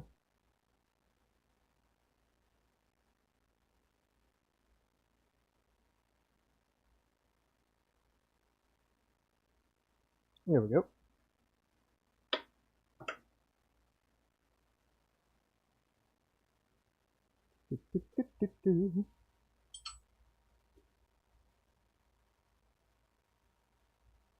Okay, so with that being the measurement, I'll have plenty of room. Good.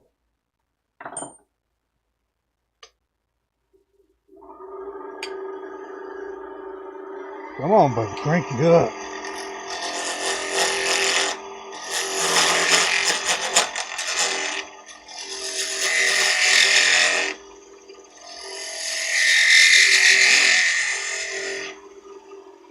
Okay, that should be.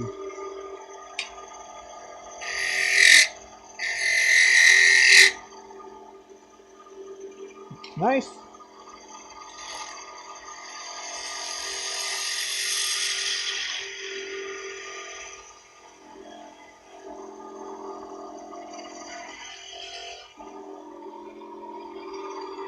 Let's see. I wonder if I could.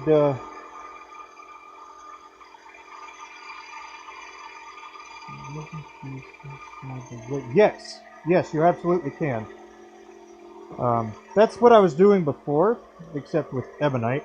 I was sleeving some of the wood with ebonite, but this just seemed like a different take on the whole thing. But yes, I have been. Well, there you go. So this right here, Purple Heart, and then this is a resin sleeve. Yep.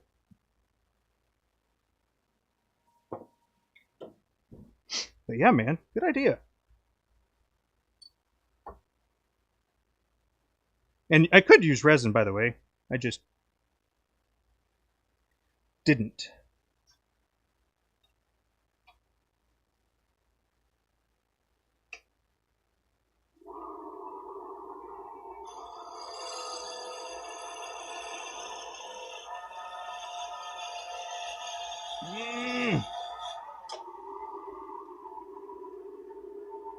And this bit's going to be toasty, so don't touch it.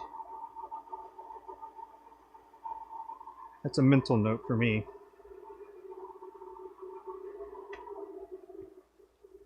But yeah, that's there we go. But so because my lathe is on its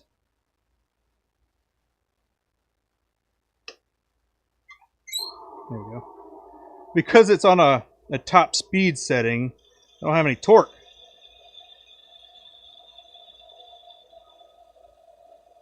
Ooh, I can see some moisture coming off of it. I don't know if you can see that.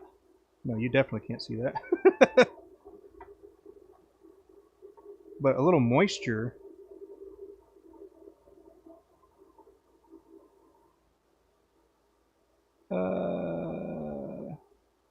It didn't want to capture. But here's one of the noodles.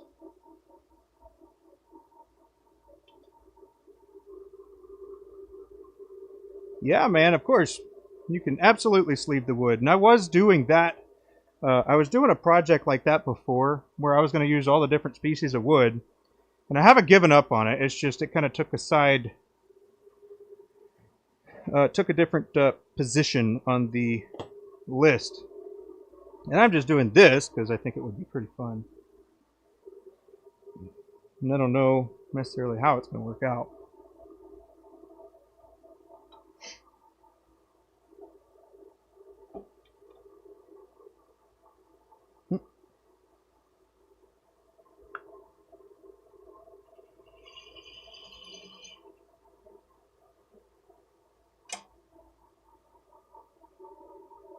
Probably sap. It might be.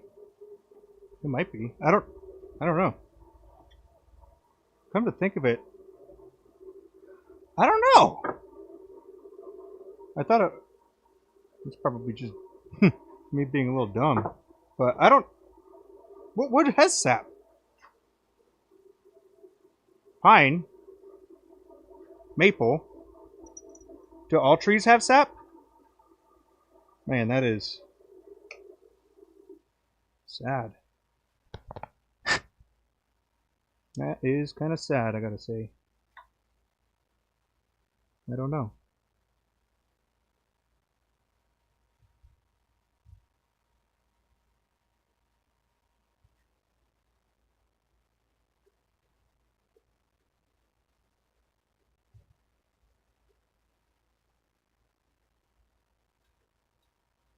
Almost there.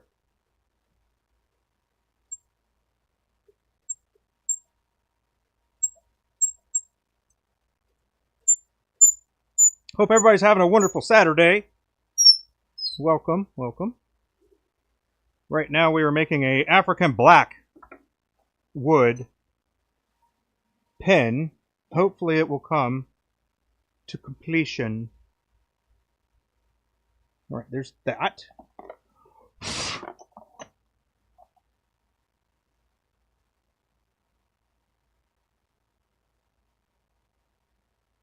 Oh.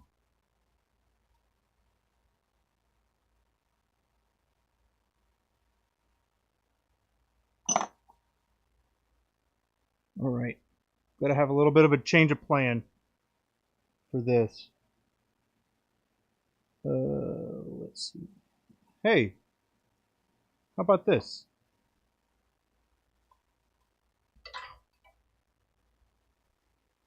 So, my problem, because I didn't drill it as deep as I usually do,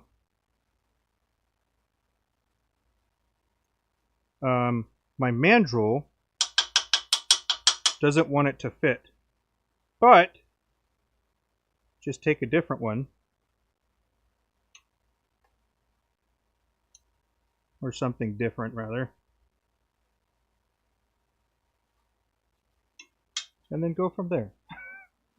I could have made one, but I didn't need to. I just used a different piece. And that's also why it's nice to have little pieces around your shop that you could just grab and try something out or do whatever with.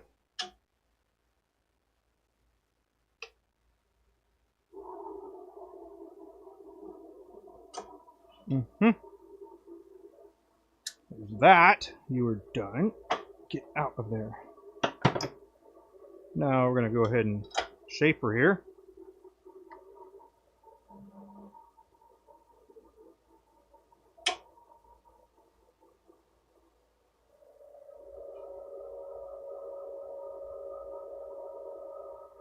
Okay. Let's see. Mask up, buttercup. Here we go. Come on now. Gotta turn Morty back on. He is, well, Morty is the dust collector, but he's got to do some work here.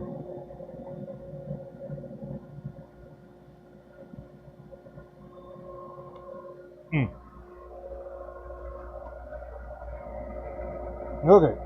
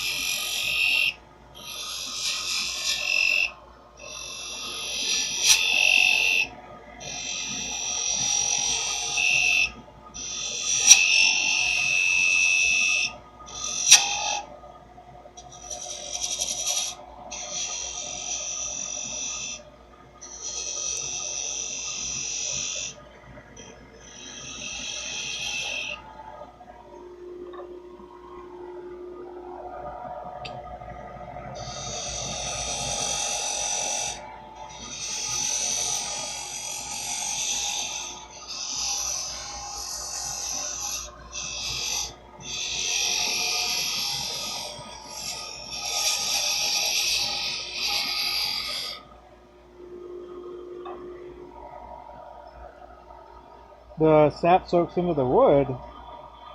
Oh no, you can stand under oak trees and... That's crazy.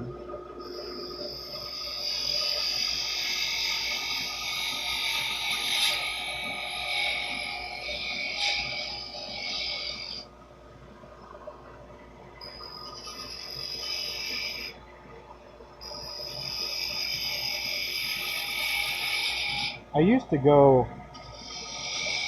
collect pecans with my grandparents.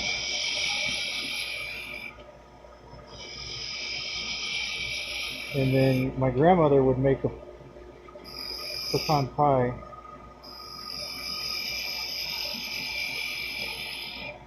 That would take so long.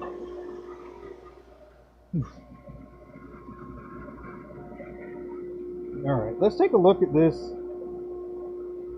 right quick.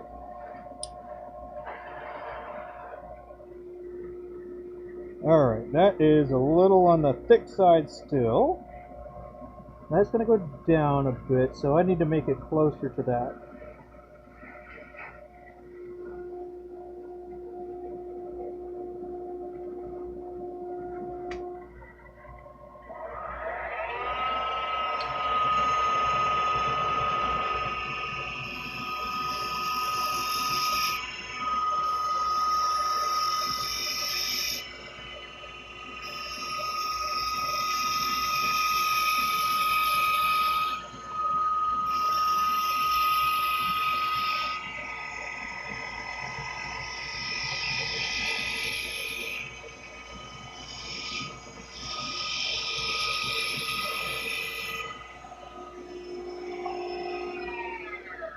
Okay, that looking pretty good. Let's go ahead and part this the rest of the way off.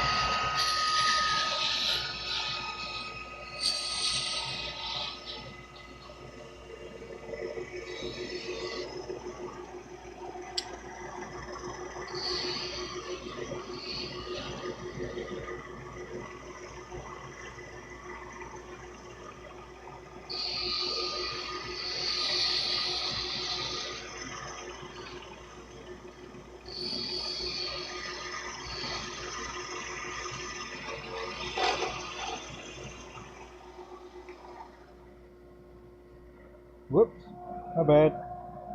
Hat hit it. Alright, I'm just going to go curve this just a little bit right here.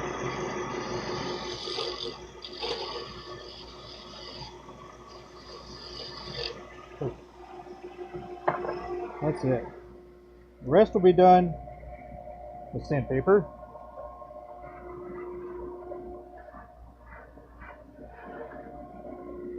A little on the thick side still, but that's alright. It's going to be a relatively small pin here.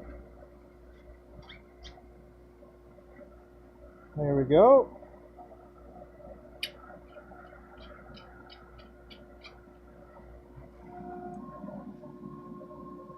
Whew.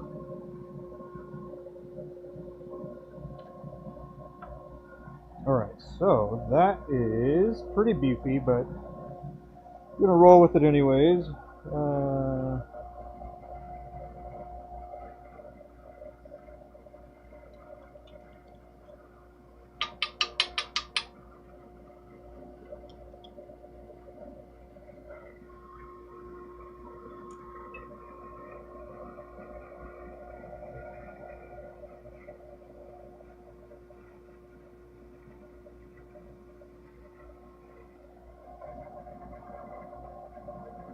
There's that line, and then my other line.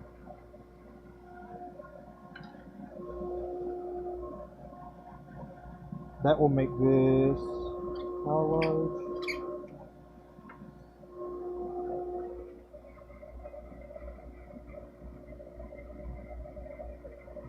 That'll be perfect. Make it right at 5 inches. Which, because I took some from the cap, you know, it kind of is a good thing that it took a little bit from the body. Or that I take a little bit from the body, I mean.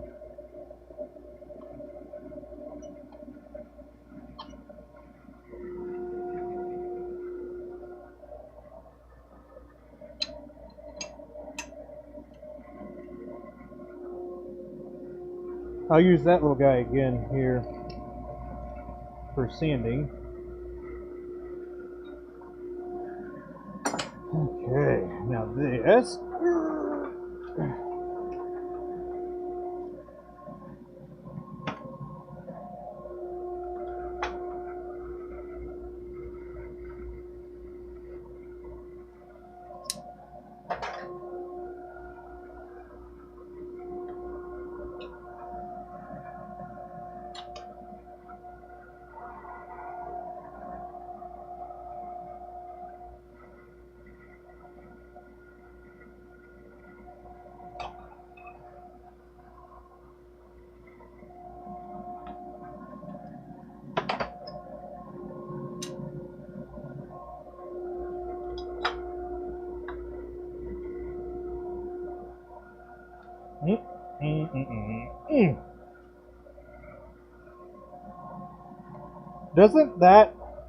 Doesn't this look like, okay, not that.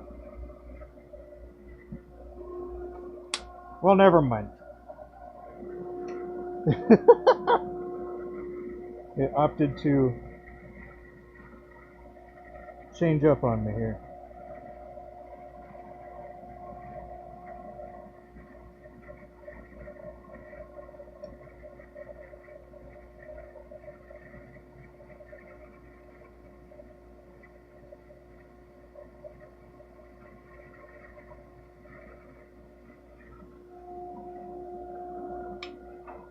Okay. I'm going to be kind of gentle with this because all of the pressure's on that little piece right there, and I don't want it to break.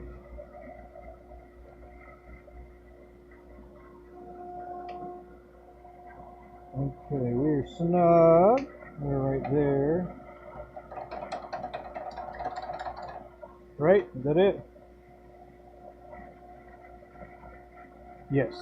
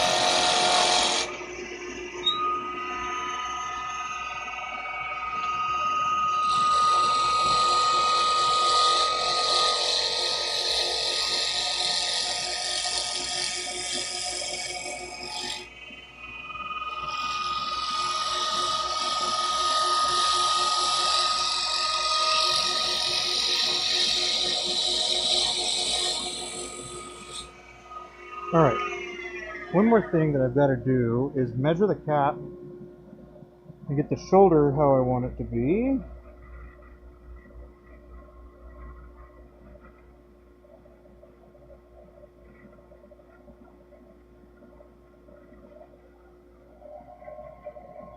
Woo!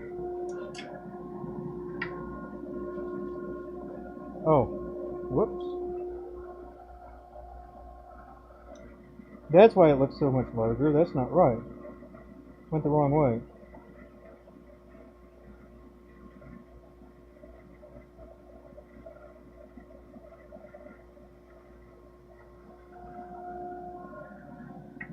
Okay, there we go. That's better. So, looking at about that is my reference.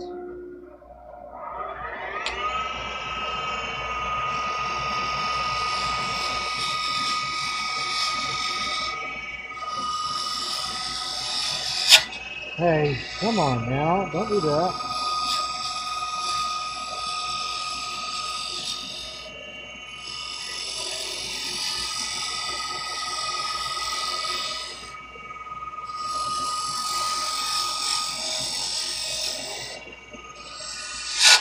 Oh.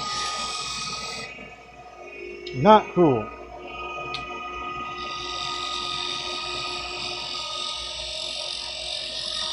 If anybody was wondering, this is my favorite tool right here, the round carbide.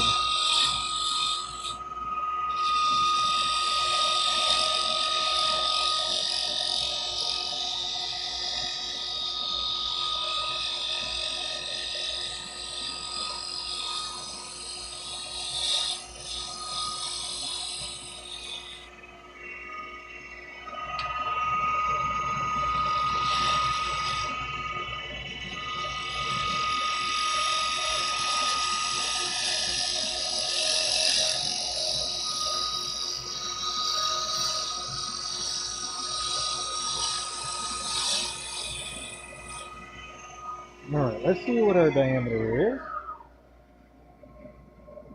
Not quite. Still need to go a couple more passes.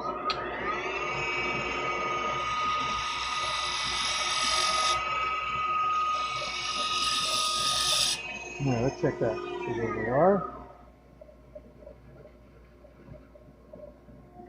Okay.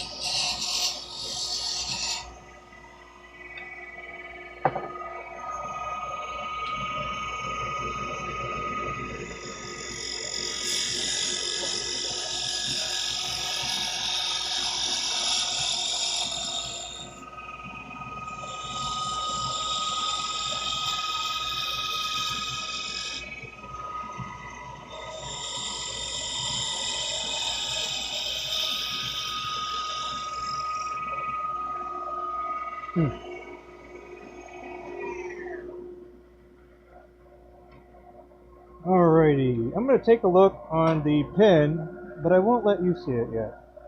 How about that?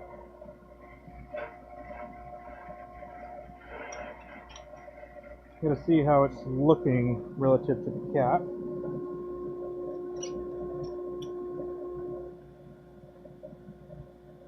Dude.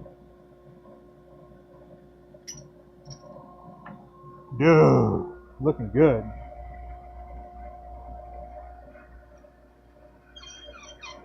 I'll show you. Let me finish it though. Not like finished, I won't sand and polish it before I show you. Come on.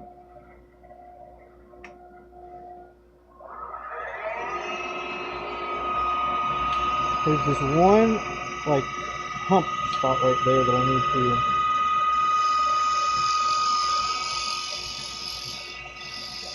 There you go.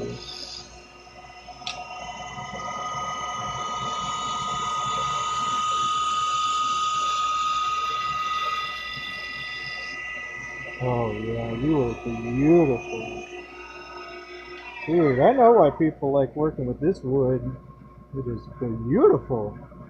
And it turns like a dream. As far as wood goes, you know. I won't be changing jobs now.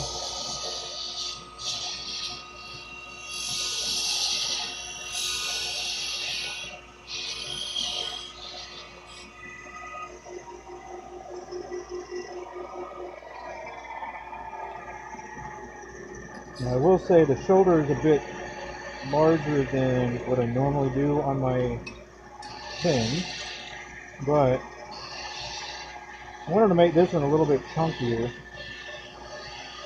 because it's wood, almost.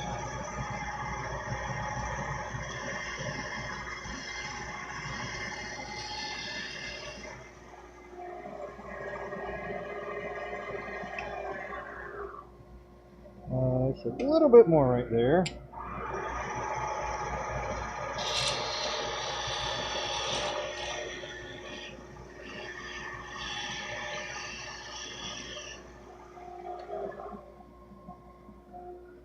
Oh man. Alright. Anybody want to see it? Or y'all just here to watch me turn?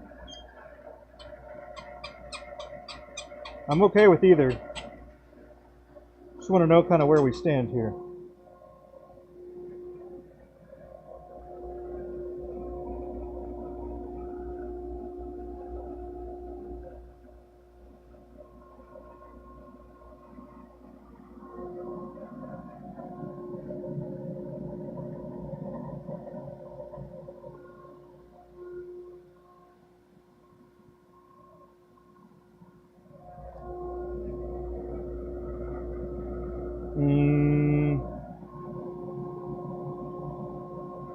Yeah. Uh-oh. I think I need to make one adjustment. Dang it. Should have done it before. But I didn't. So, where's my T-handle? We gotta do it now.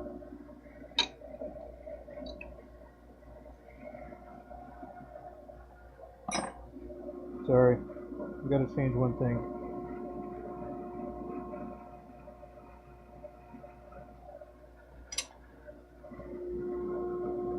Ugh.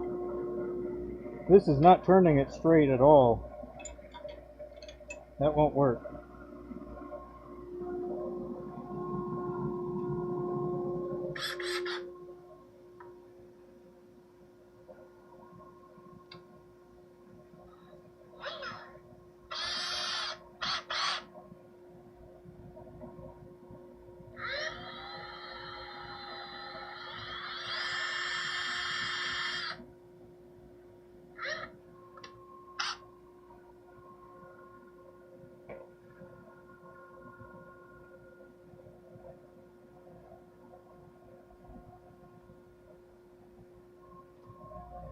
Okay.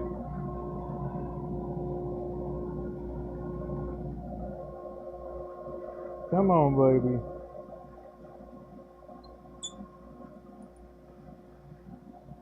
That's not gonna work.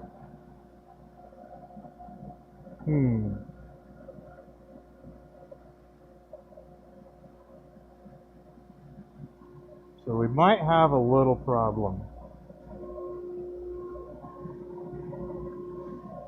Not something that I can't remedy, but it's gonna take me just a second. This is unacceptable.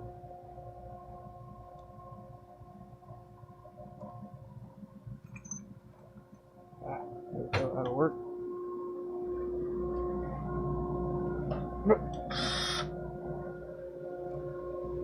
I didn't forget. I didn't forget about you.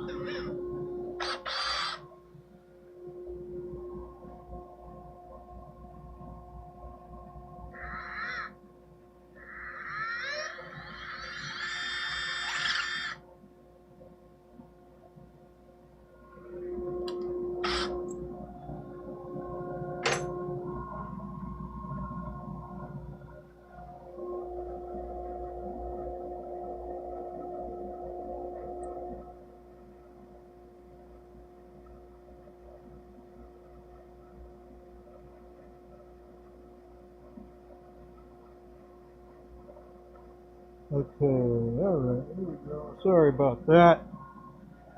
If only I was a better pin maker.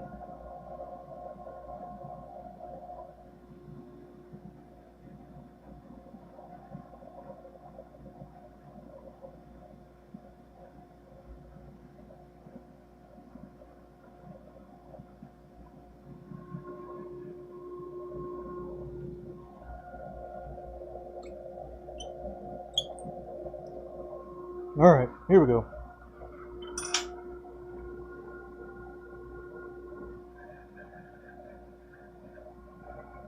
Alright, so we got that on the outside, right? Ooh. And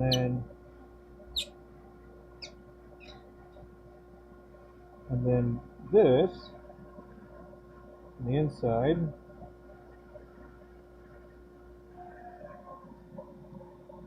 And then with a nib,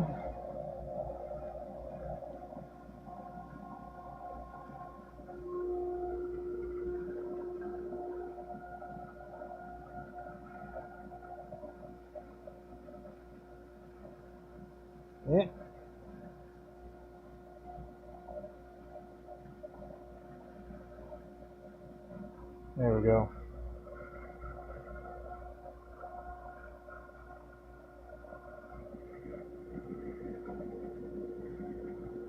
But I'm going to have to remake this part. And see, I think there was like a little bit of... Let me turn Morty off.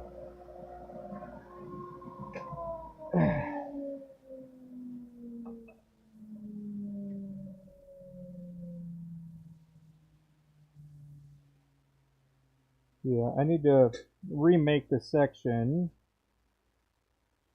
because of that. And Might be able to do just a little reaming on it. But yeah, there we are. This is the African black and maple pen here. Obviously, it's not entirely finished. Gotta sand and polish it.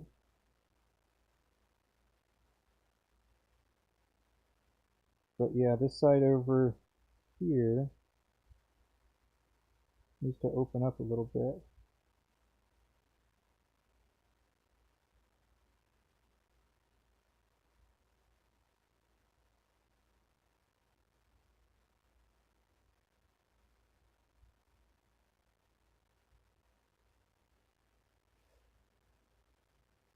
It's a little better. This is cleaner looking. But yeah, there we go.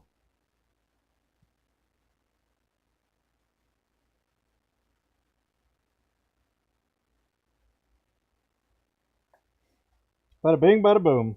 Now we are done. Those wooden threads are a little squeaky.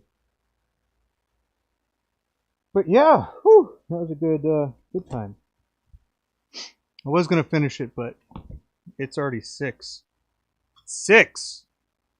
Good grief! Time just left. Goodness gracious! But yes, alrighty. Let's see. Where are we? Over here. There we go. Yeah. Whew. It's a good day of work, huh? Good day of work. Had some fun. Chatted with some friends. Yes, sir. That was good. I hope you enjoyed, Lawrence. Day. I'll probably go back. I'm not sure when I'll go live again. Probably Monday or Tuesday. I think my dad's gonna try to come on Monday, but I gotta see. I don't know if he will or not, but you know, it is what it is. But yeah, man. Well, I hope y'all have a wonderful rest of your weekend. Rest of happy Saturday. Hope you enjoyed hanging out with me here at Maverick Workshop. I appreciate you being here. And if you could on the way out, hit that thumbs up button. You'd make my day. I am at 760 subs. So if you know other people that like pen making and stuff, you know, 1,000's the next benchmark, I think. But yes, until next time, take care.